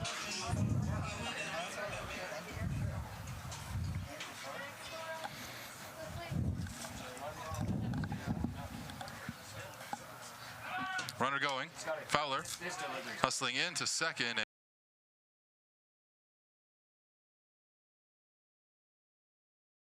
One nabbed bag. Yeah, another good jump here from the Red Sox. They do a really good job at this, and they, like I said, they have for years, but they're very aggressive on the base pass, and they're not going to let 1 or 2 caught stealings that they get slow their guys down. They're just going to try and be better next time. And tonight, they are yet to have been caught, or this afternoon, I guess, because it's only 3:40 in the afternoon. Long look in here by Chow. The reliever sets to Samard. Base hit already today. Checks that swing, and they'll call it a strike. He'll ask if it's on the pitch or the swing. And the last appearance for Chow, which was on the 2nd against Medicine Hat, he went an inning and a third. That's 6 runs on 6 hits, 1 walk, and no strikeouts across 35 pitches.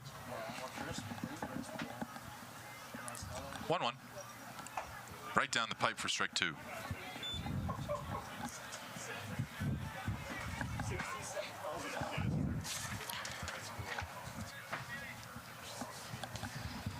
Looking like a bit more of a changeup, at least velocity-wise.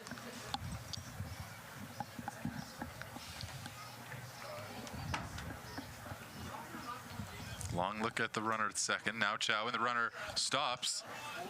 A really good secondary lead. No throw down either way. And that'll make the count 2-2.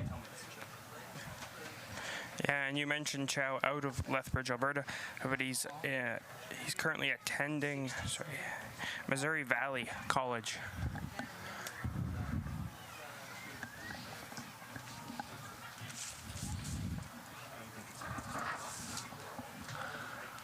Two.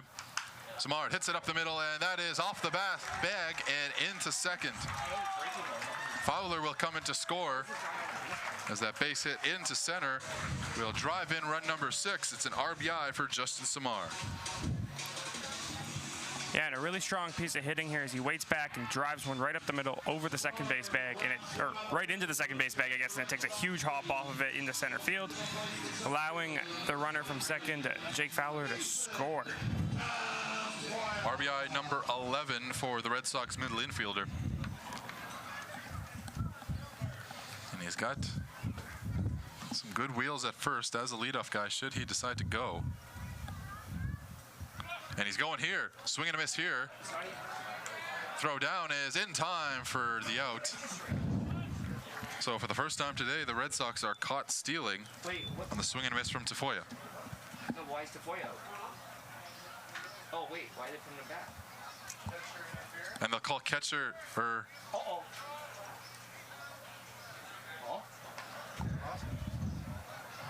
Oh, interference on the batter hitter. So they're returning him back to first base and calling Tafoya out That's the wrong way, I think. No, I think they're saying when he swung, he stepped out of the box onto the plate. But that should mean the runner's out and the batter's... No, they're calling interference on Tafoya against... So yeah, the runner should be out and the batter should still be batting. And now they're going to call both? They're both out. I see. Okay. Because he was caught stealing, I guess the idea it would be... Tafoya's coming back. Or, Tafoya should still be batting. Yeah, this is all messed up. So they say Tafoya got in the way. He was out regardless. So it'll stay an 0-1 count.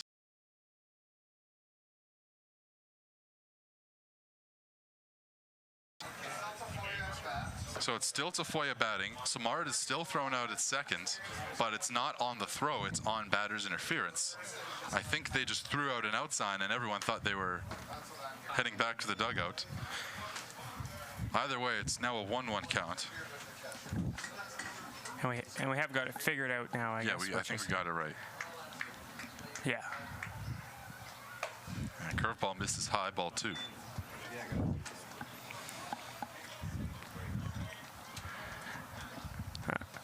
We mentioned Chow from Missouri Valley College. Vikings is the nickname there. See if I can find some. 2-1, swing and a miss from Tafoya. That one up and in.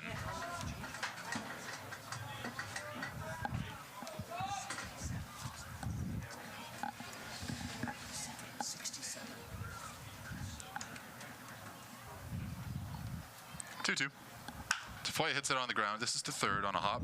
Hiramoko will throw over. It's high, drags the runner, or drags the first baseman, Rogan Sack, off the bag, but gets down in time to make the play. So it's a 5-3 put out for out number 2.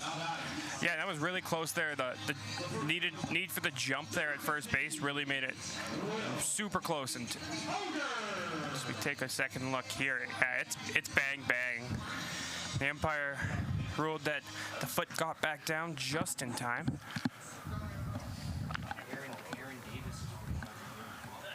This is now for Will Toger.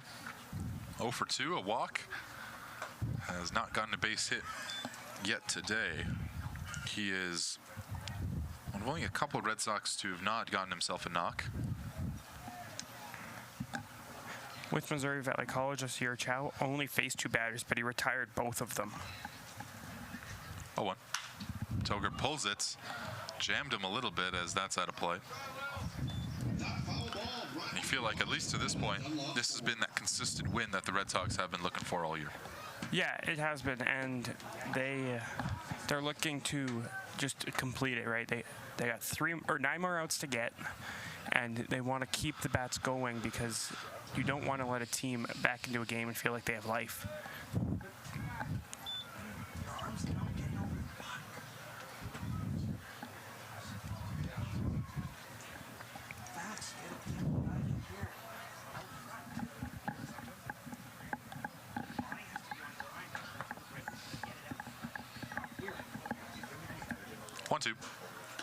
Swing and a miss by Toger, and that'll end the inning. So an RBI base hit from Justin Samard, but that is all in the bottom of the 6th.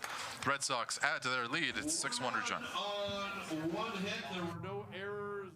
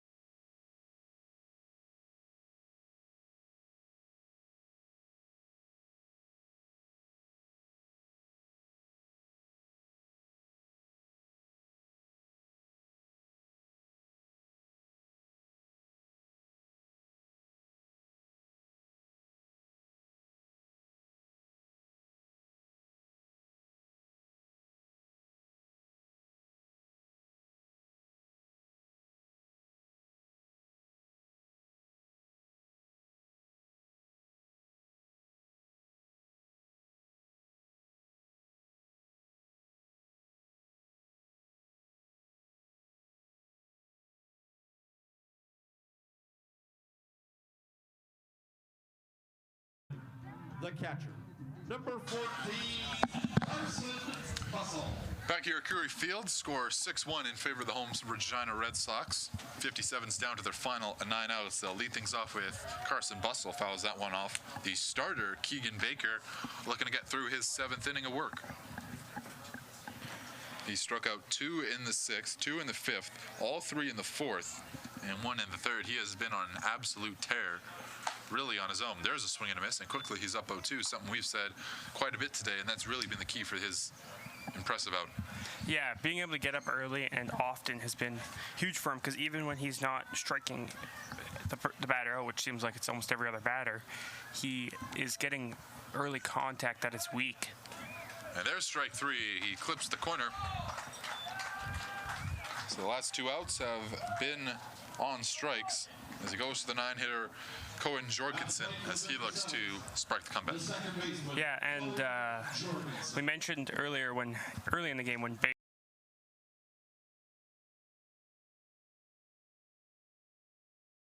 the top of the leaderboard with 18 on the season after that most recent one.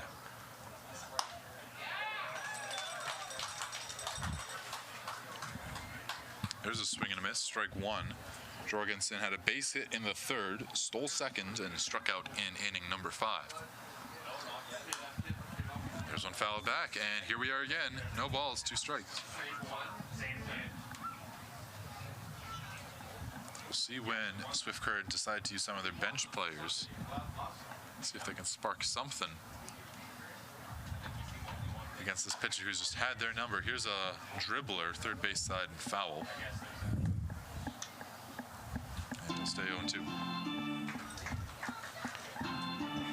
And Baker now up over that 90 pitch mark again, so he's pushing that 100 pitches and had an incredible outing here today, as we've mentioned many times. Foul back again, and that's what Swift Current are going to need to do if they want to kick him out of the game.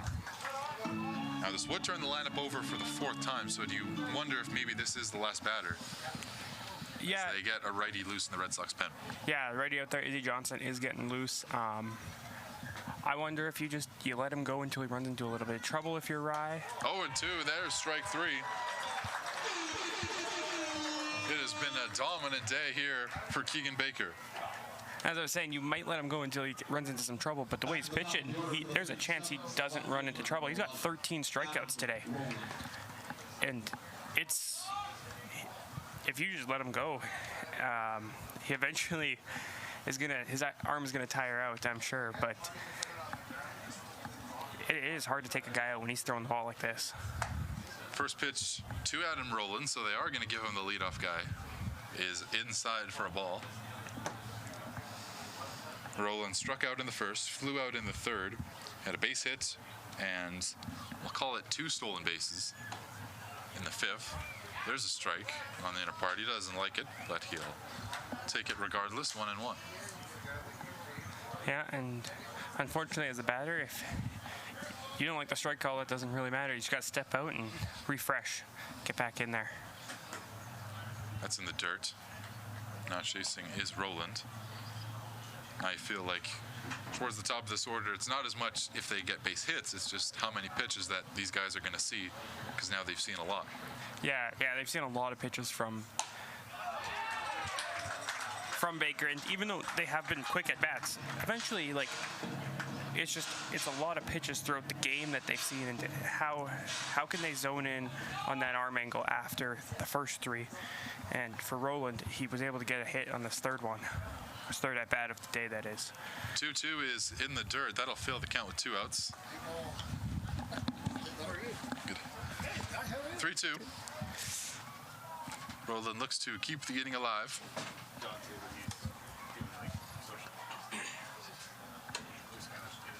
Here's the pitch. Called on the outer part, strike 3. Keegan Baker strikes out the side, what could be his final inning of work, and the Red Sox keep their 5-run lead. We will go to the bottom of 7. Time to stretch here at Curtin.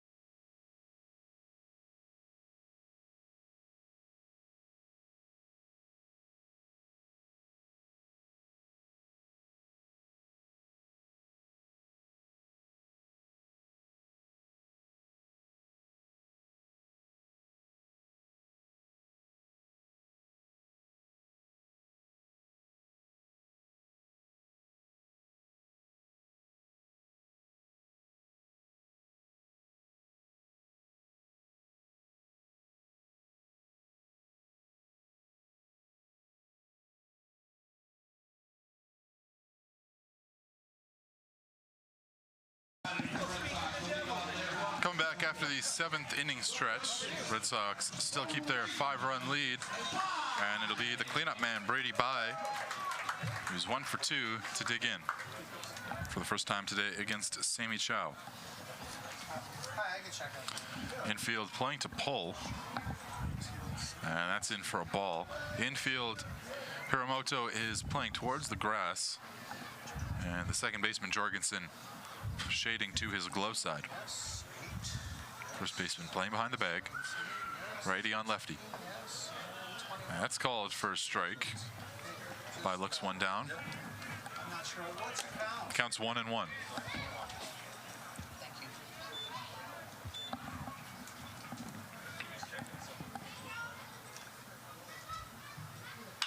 Bye hits this one off the end of the bat, past the second baseman and away from the shift. So Brady Bye has himself a 2-hit day, and he leads off the 7th with a single. You know, sometimes when you're a good hitter, you just find ways to get hits, and that's what Brady Bye has done here today, especially on that at bat. Not really the greatest greatest contact there, but a good piece of hitting, keeping his hands through it, driving it up the middle, off the end of the bat, and able to get a base hit. By not going, there's a strike to Martinez.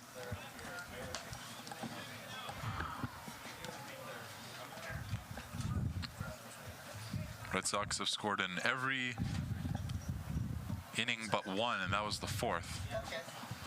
One in the 1st, 2nd, 5th, and 6th is Bye going. Throw down to second is off the bag, and it's another stolen base for Brady Bye, his 2nd of the day. Stolen base number 6 of the year.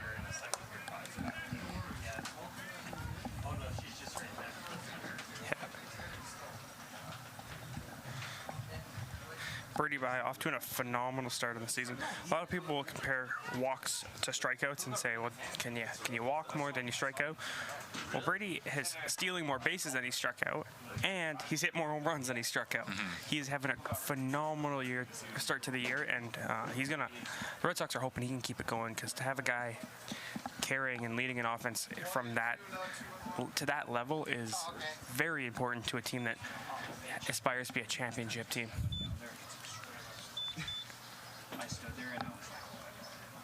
1 ball and 2 strikes. That misses ball 2.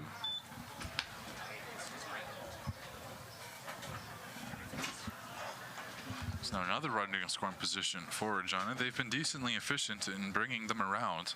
Not too many left on in scoring position, at least, which was a problem for them in Weyburn. Yeah, they've only failed to score a run in 1 inning to this point. Martinez sharply hit to second. Bye will move to 3rd, but it's a ground out for out number 1.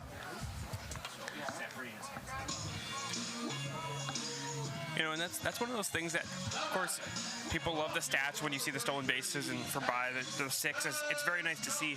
But something that just is not talked about as much is how easy it is to help score runs when you are never in a double play situation, because your runners always take the extra bag. With the infield in, Skalchuk hits this one foul. He's had a big day. A double in the 3rd and an RBI single in the 5th, where he also stole 2nd. So for the left fielder that the Red Sox are wanting to get more reps out of, he's given him a lot of reasons to. Infield in, Bye at 3rd. A 1 from Chow is popped up into left. Coming in is Roland. Bye looks to tag. Roland makes the catch. Bye hustling home. Here's the throw. It is going to take a couple bounces and not be in time. Brady Bye has himself another run, and it's 7-1 off the Skalchuk RBI sac fly. And you mentioned for a young guy like the Skalchuk, that's what you want to see if you're Ryan Pathakos and the coaching staff for the Regina Red Sox. It might not be a double off the wall, but it's one of those at-bats that you see a pitch you can handle, you can score that run, and you take a swing and make sure you get your runs in. And that's a team ball player, and that's what they want to see out of some of these young guys, especially a freshman like Skalchuk. That is the 2nd run that Chow has allowed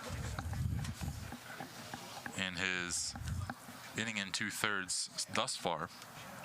This is Rain Kirklowitz. Base hit and a run in the second, an RBI sacrifice ground out in the third, and a strikeout at inning number 5. 1-1 the count.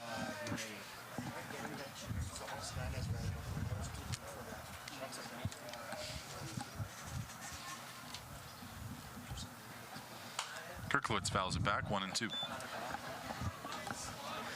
Yeah, and another young guy here, Kirklowitz. He's another freshman and another guy they're looking to get in the lineup more and more and see how he can grow and develop as a player. And right now he's looked also really good recently. As you mentioned, the one single today. 1-2. Under it's hit to third. Hiramoto fields back onto the outfield grass for out number 3. So a base hit from Bai, a stolen base, and he will come around on 2 sacrifices to make it 7-1 Red Sox. They've scored in all but 1, and the Swift Current 57s down their final 6 outs. We'll see the 8th inning after this. Red Sox fans, please look to the video board for this afternoon's plays of the game, brought to you by our good friends at IKS Media.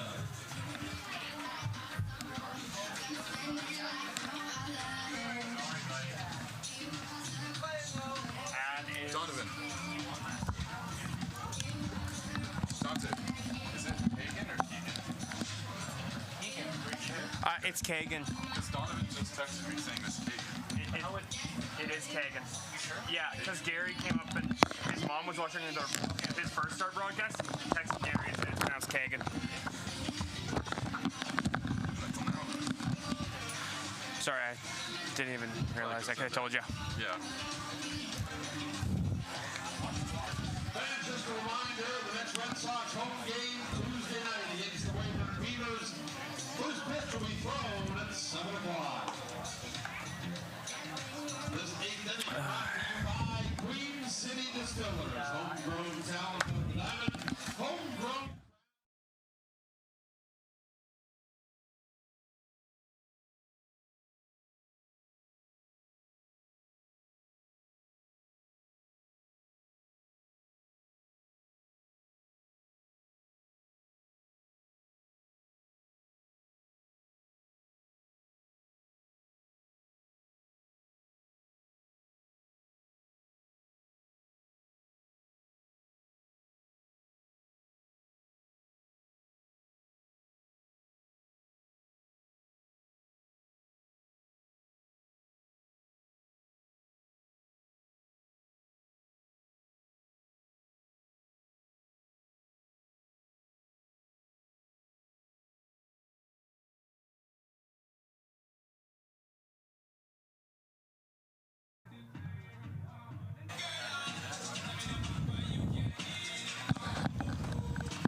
Welcome back to Curry Field. Red Sox currently lead 7-1 over the 57s. New pitcher into the game as Kagan Baker will complete his second start of the year and make way for Izzy Johnson, coming out of Missouri State West Plains. We'll get you the full stat line on Baker here in a second as Lucas Geisler, the center fielder, will see a first pitch ball. So the day for Baker, over 7 innings, 1 run that was earned, 6 hits, a walk, and 13 strikeouts. This one down the middle for the first strike of the evening by Johnson. If you're the 57, it's going to be hard to score when the starting pitcher strikes 13 of your batters out. It is a great start from Baker. Or excuse me, sorry, 14. I missed one. When half your stat sheet is filled with the letter K, they all kind of blend together. So sorry about that. That's 14. Here's one hit hard into right. Coming in is Kirklowitz, and that'll land to the right of him. So the first batter for Johnson is a single, and it'll be the 2-hit day for Geisler complete. Your attendance this afternoon at Curly Field, 790. Izzy Johnson here on the mound when he was with Missouri State West Plains this season. He pitched only 1 out. He gave up 2 hits, 5 runs, 4 of them earned, and 2 walks. So a little bit of a rough outing, but a young kid still. His stats, because they're so inflated, are quite high when it comes to ERA. A 108 ERA. As in 108. But again, he only pitched 1 out, so a young guy that they're going to try and develop down there in Missouri State West Plains, and he's come up to Regina here to try and get some more development. Oh man, what a performance from Kagan Baker. I mean, easily, if the Red Sox are able to get out of this one, and easily the player of the game will be handed to him. And this is the situation you want. Izzy Johnson making his first appearance of the year. Here's one hit into center. Catch is made by Tafoya. That one was hit on a rope. Yeah, you want, if you're the Red Sox, you want Izzy Johnson making his first appearance in a situation where he has a 6-run cushion, and you can let him kind of work through things that might come up throughout, like allowing a base runner on his first at bat.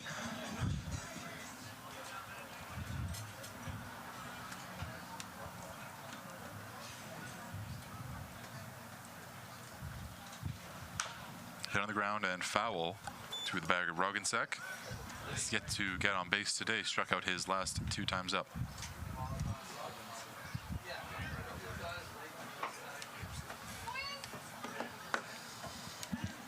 Righty on lefty. Double play ball is in effect.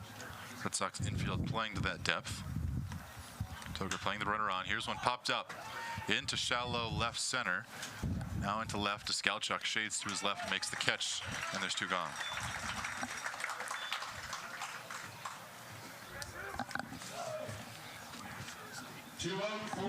And Izzy Johnson stands at 5'8", 160 as a sophomore out there on the mound. Of course, as you can see, he throws from the right side from Dardanelle, Arizona. I don't know if I'm saying that right.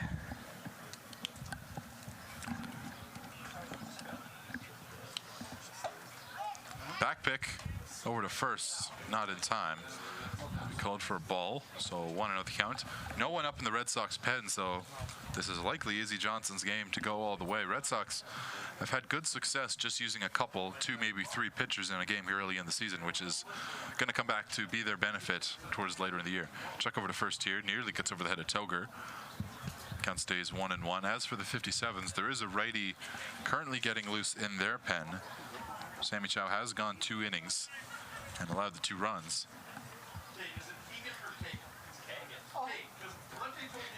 And to me, out there, it looks like 34 warming up in the bullpen, which would make it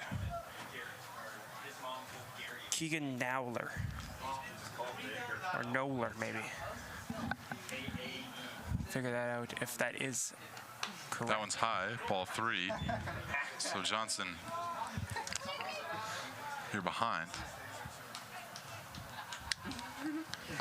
Yeah, and this is why you want to bring him into a spot like this, because as a young guy, he might run into a little bit of trouble, but you want to let him work through it.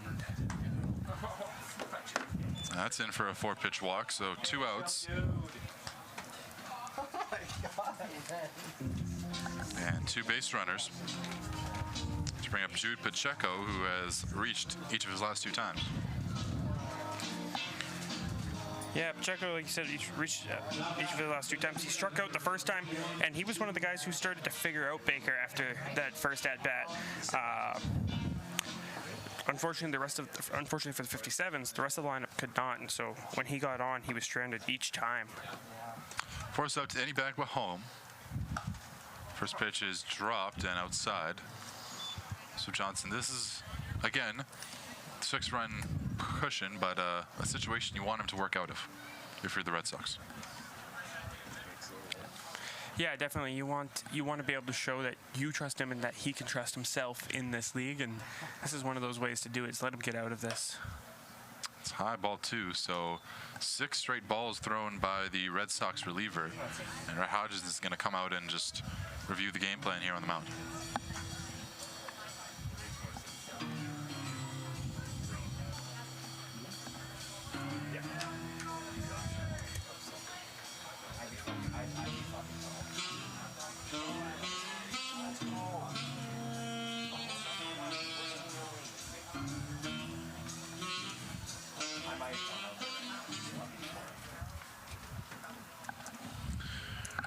Righty on lefty to Pacheco. He's the last lefty batter for the next 4. And that's high, ball 3. Now Johnson at risk of loading the bases here if he can't hit the zone.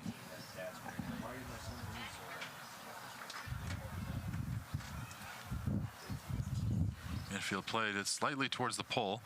3-0 down the middle for a strike.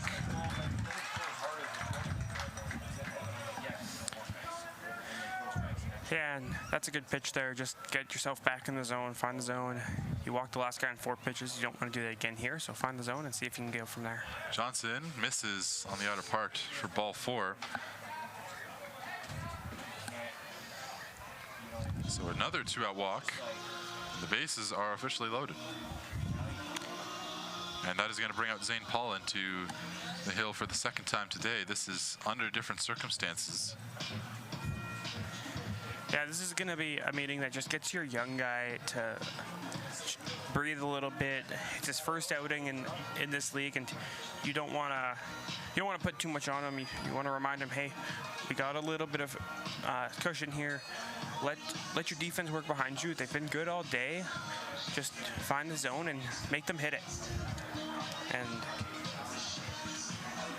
don't worry so much about replicating what Baker did and striking out the entire lineup, because, you know, sometimes, especially with the bases loaded, a ground ball or something weakly put in play is better than trying to paint the corners and having a wild pitch or walking the batter in. So it's Keaton Dickey batting .250 on the year, 721 OPS. 3 for 12 coming into today. Is 1 for 3 on the afternoon with 2 strikeouts. Looks at a first pitch ball.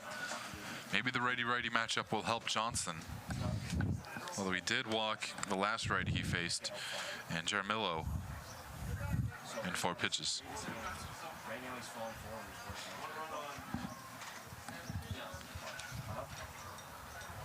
1-0. Breaking ball, that's in for a strike. You see that high launch angle from Johnson. That makes that drop that much better. Yeah, it just seems that much more drastic, and you feel like as a hitter, there's no way that's getting back in. And that's off the hands. And with nowhere to put him, that'll bring in a run. So a hit by pitch RBI makes it 7-2 Red Sox.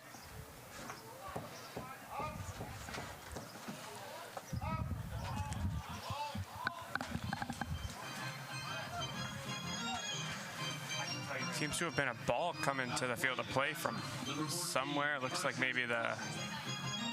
Might have been the Red Sox bullpen that is now starting to get a little bit more active. Yeah. As Carson Brussel, the 8-hitter, is hitless today. If there's going to be a guy that Johnson can get out of this inning, it's him. There's a strike on the first pitch. That's exactly what the Regina reliever was needing. And it looks like out there stirring is number 44, Ryan Griffin, out of White City, Saskatchewan. He's a freshman from Bethany Luther. 0-1 swing and a miss. Russell saw the velocity went all the way. That one high and in to bring it to 0-2. Yeah, if you're Johnson here and you can get out of this with just giving up the 1 run, it'd be huge here for the Red Sox, allowing him to gain some confidence as well. Bases loaded. Here's the 0-2. Swung on and missed. Johnson walks the bases loaded, hits a batter to bring in a run, but that is all. He leaves them juiced. And the score will stay in favor of the Red Sox. 7-2 going to the bottom of 8.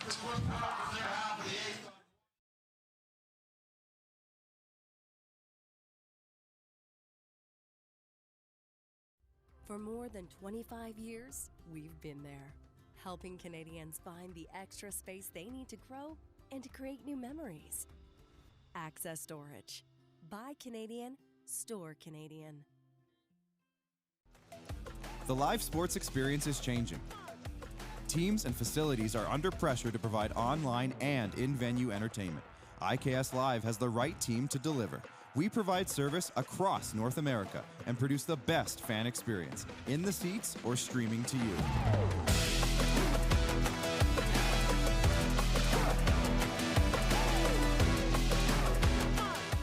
IKS Live continues to bring you the best seat in the house.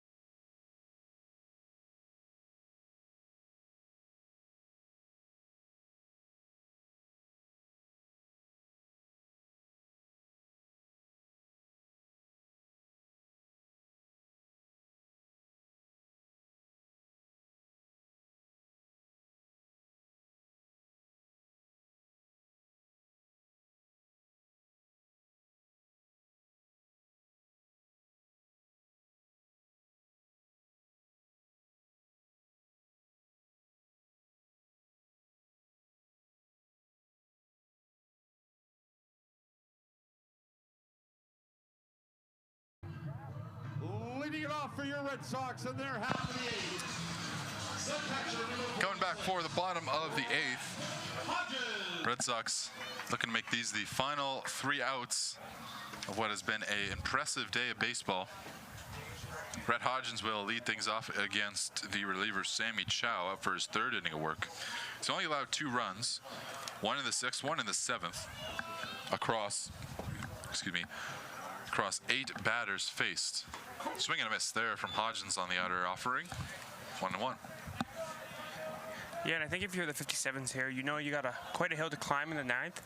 But if you can get Chow to get through this inning, best case scenario, you are able to make the comeback and go to the bottom of the 9th. But worst case scenario is you end up losing this game in the top of the 9th, but you only used 2 of your pitchers, so you kind of save some arms for your upcoming games.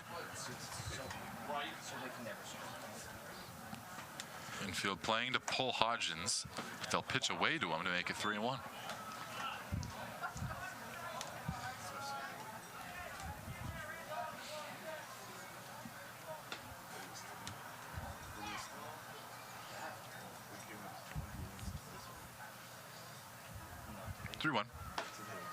That's first strike. Crosses the outer corner, and Hodgins has himself a full count.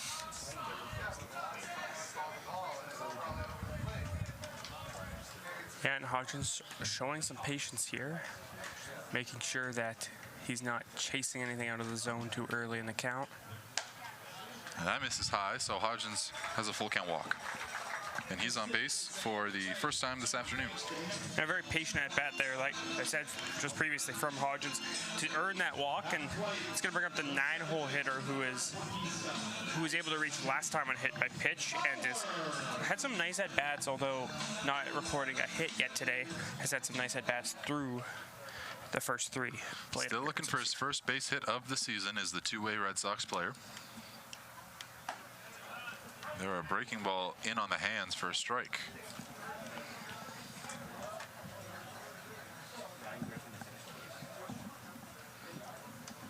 Ryan Griffin still getting loose in that Red Sox pen.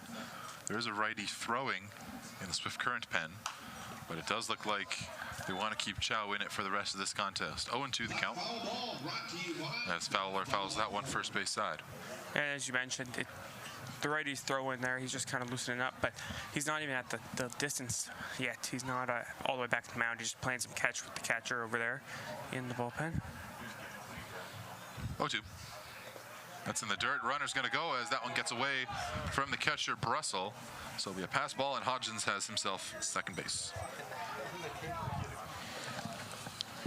Yeah, and another ball that gets away from a catcher that allows the Red Sox to get out of that double play risk, and they seem to do that a lot, whether it's stolen bases or wild pitches, pass balls, whatever it is, they avoid being at risk for double plays quite often here in Regina.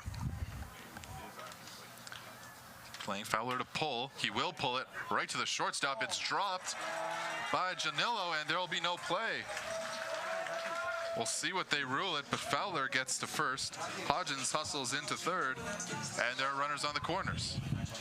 Yeah, and to me, you have to imagine that's an error. It's not super hard hit. It's not like he had to go way out of his way to get to that one. I think they'll rule that an error on the shortstop. So I think they are going to call it a hit. So it's the first hit of the season for Jake Fowler in his first game on this side of the battery. Yeah, and you know, I thought they might rule an error, but Fowler will definitely take the runner hit. Goes. They throw over to third, and they throw it into left field. Hodgins will come in to score. Fowler now hustling into third. The throw is to that bag, but it's not in time. So an E2 brings in Hodgins. This run scored, presented by HK. Fowler gets to third on the same error. And it is now 8-2 Red Sox. Great game, catcher. Oh my God, this guy's starting. Yeah, and I don't know if it looked like it just kind of sailed out of the hand of catcher there. On Brussels. I Yeah, wonder if that was Brussels. a little bit of indecision of where to throw that one. Yeah. Obviously, double steal was in play. Yeah. No, it wasn't even double steal. It was first and third. So he just tried to like fake it down and back pick them almost all in one motion in it. Here's one into shallow right, runner tagging. Fowler will hustle, and now he'll deke the runner and just come back to third. It's a really good throw from third from Dickey. So they'll call it a F9 for the first out. Yeah, and yeah, like I was saying, I think that's one where he was going to try and pump fake, and he tried to do it all in one motion and get Hodgins leaning out in front, and he just sailed it way into left field, and it wasn't really close. That third baseman out there had no chance to get up and get that one. And heads up from Fowler to get to third. This one gets away, and here comes Fowler on the wild pitch. And that is in for run number 9 on the day for the Sox. They lead by 7. It's 9-2 Regina. Yeah, and I think if you're the 57s, it's a bit outside, but you expect your catcher Russell, I think, to come up with that ball and not let it by him, especially in a game where you were hoping to have a chance to claw back in the top of the 9th. And I mean, of course, nothing's over in baseball. It's a weird sport. This is hit by Tafoya, and that is down for a fair ball, third base side. Tafoya now hustling into second. The throw comes in. It is off the bag. It's a hustle double for the center fielder, Tafoya. His 2-hit day is complete. Yeah, good piece of hitting there from Tafoya, just to pull it down the line, able to just keep it fair down the left field line, and hustling around and getting in there. It was a good throw from Rollins, just a little bit off the bag. There might have been a play if that's a little bit more accurate, but yeah. Tafoya will take it. And I think the tension as he was rounding, they realized kind of the tension in the park here. Thought he was going to be out, but the throw just off. Able to stay alive. This is Toger, runner going to third, and that throw is high from the catcher. So count it another stolen base for the Red Sox.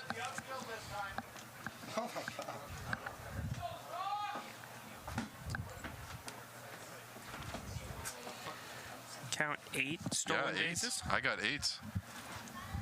And they've only been caught once, so team-wise, they're 8 for 9 on the day. That's incredible. It's good jumps. It's good timing. It's picking the right pitches to go on. It's obviously harder to get there on a fastball. That's going to get to the catcher a little quicker as opposed to a breaking ball, who takes a little longer. You get a few extra steps. And all of that works into also scoring more runs because you're in scoring position much more often. Here's one hit into left. It's double digits for the Red Sox. Will Toger, an RBI base hit, brings into Foya, and it is 10-2 Regina. Red Sox hit double digits. Yeah, and another good piece of hitting there from a Red Sox, pulling that hard through the 5-6 hole on the ground. And Number 2, Brady by.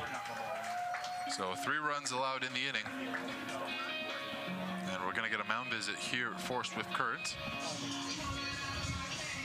As they try to get out of this inning. Double play ball now in effect with 1 out and the runner on. Well, now we're seeing Regina closing things out. It's been consistent all the way through. That's the word of the day, really, for Regina.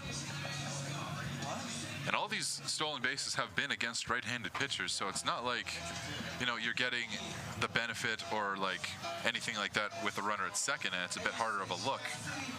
They've stolen third, they've stolen second. Really, the only base they haven't stolen is home.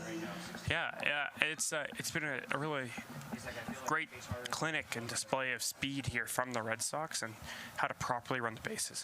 Brady by, first pitch, dribble to third. They'll turn to second for 1, on to first, and that is in time for the double play. So on 1 pitch, Sammy Chow is able to get out of it. He allows 3 in the 8th, and the Red Sox make the lead 8, 10-2. We'll go to the 9th. Swift Current down to their final 3 after this.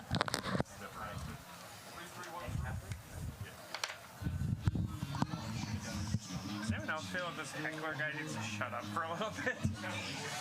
This guy that keeps yelling at everybody. Oh yeah.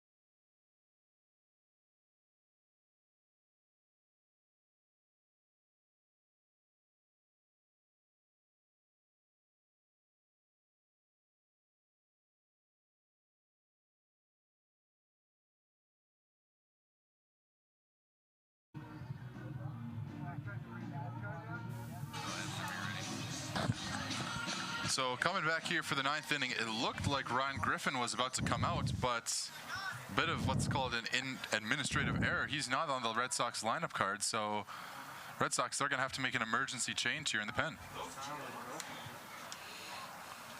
So Johnson was not coming out for the 9th. Griffin was. He was just sent back to the dugout. Red Sox were trying to make a call for a righty in the pen. And now Brady Bye is on the mound warming up. So now they're just gonna try to find someone to play third base, and they're gonna play the catcher turned third baseman turned relief pitcher here with an 8-run lead on the mound. This is not something I've seen before. No, this is not the inning or the ending I guess we expected. No, and you know, I had when we first noticed that Ryan Griffin was walking back, I thought maybe, I wasn't sure of the ruling, but I was like, there's no way they can bring Johnson because they've already taken him out. Yeah.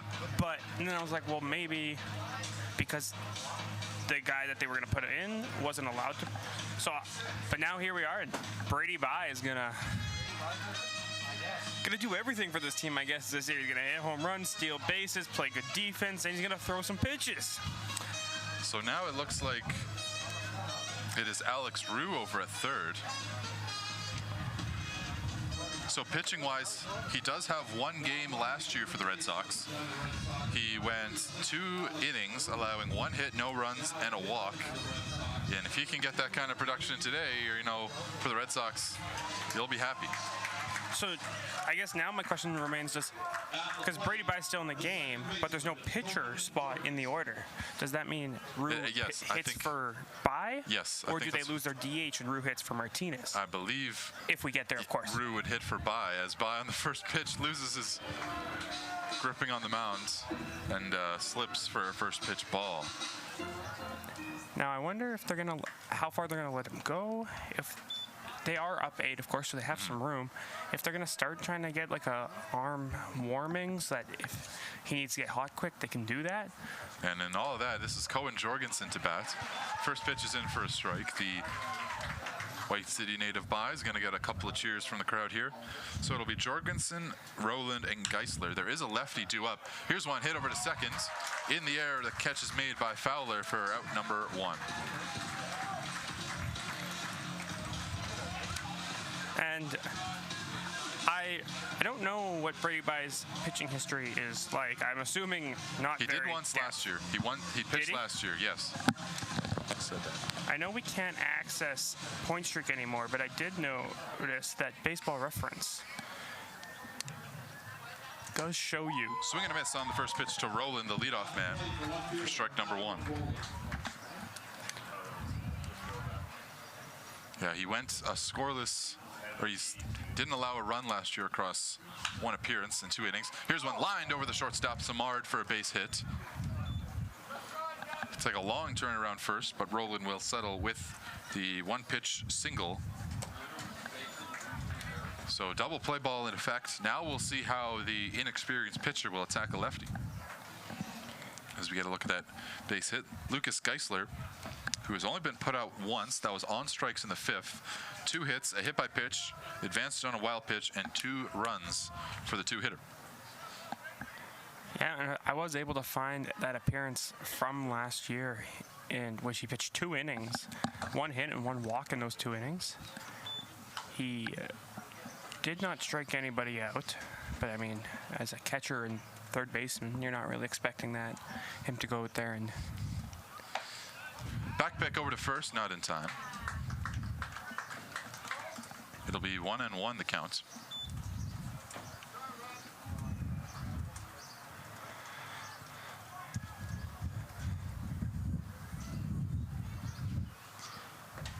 That one's off the chest protector of Hodgins. Bye will go back to field. That Hodgins had no idea where it was. So that'll make it 2-1, the runner advancing. That's a good hustle by Bye. Sometimes it's hard to communicate out there, especially if fans are yelling about where trying to yell about trying to help, and sometimes it just makes it harder for the team to operate. And Bai's just like, oh, I'm quick enough. I'll just get over there to make sure he doesn't get to third. Dirt, 3 balls, 1 strikes. Everybody clap your hands.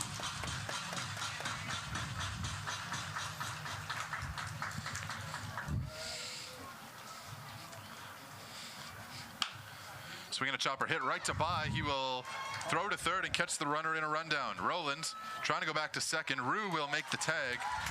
So it's a fielder's choice for Geisler. A 1-5 fielder's choice. And Roland is tagged out. And the 57's down to their final out.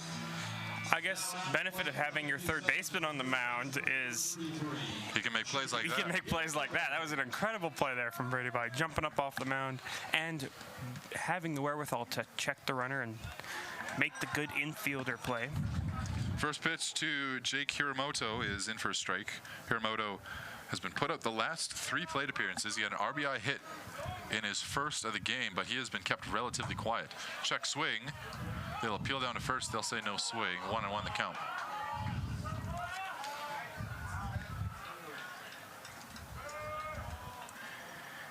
Hiramoto has only reached once, and he was then caught on that line drive double play, 5-3 double play earlier. That just misses off the part. Bai wanted it.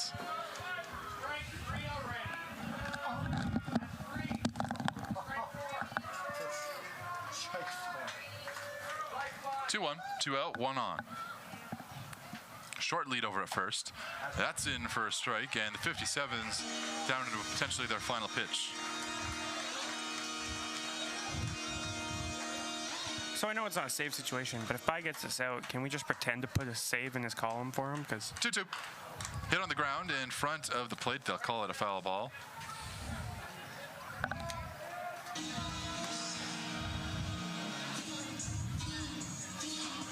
Infield playing more so towards the pull side of Hiramoto.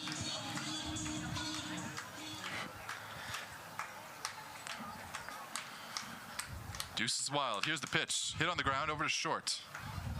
Play made. Samar throw over in time, and the Red Sox break the losing streak.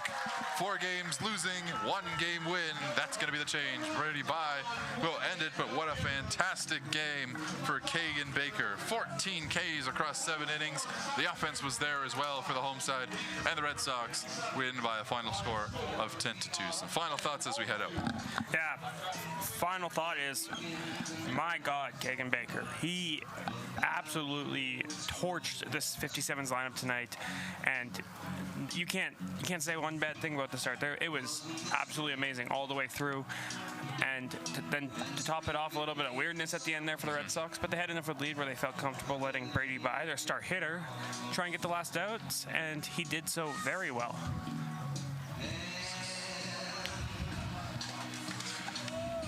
10 runs on 12 hits for the Red Sox, 2 runs on 8 hits for the Swift Current 57s. Regina are without an error defensively for one of the first times in the regular season. So with that, we would like to say thank you and so much for tuning in on behalf of everyone at the Regina Red Sox and the WCBL and FloCollege, along with our partners at IKS Media. We will see you next time. Red Sox next play on Tuesday night. We'll see you then.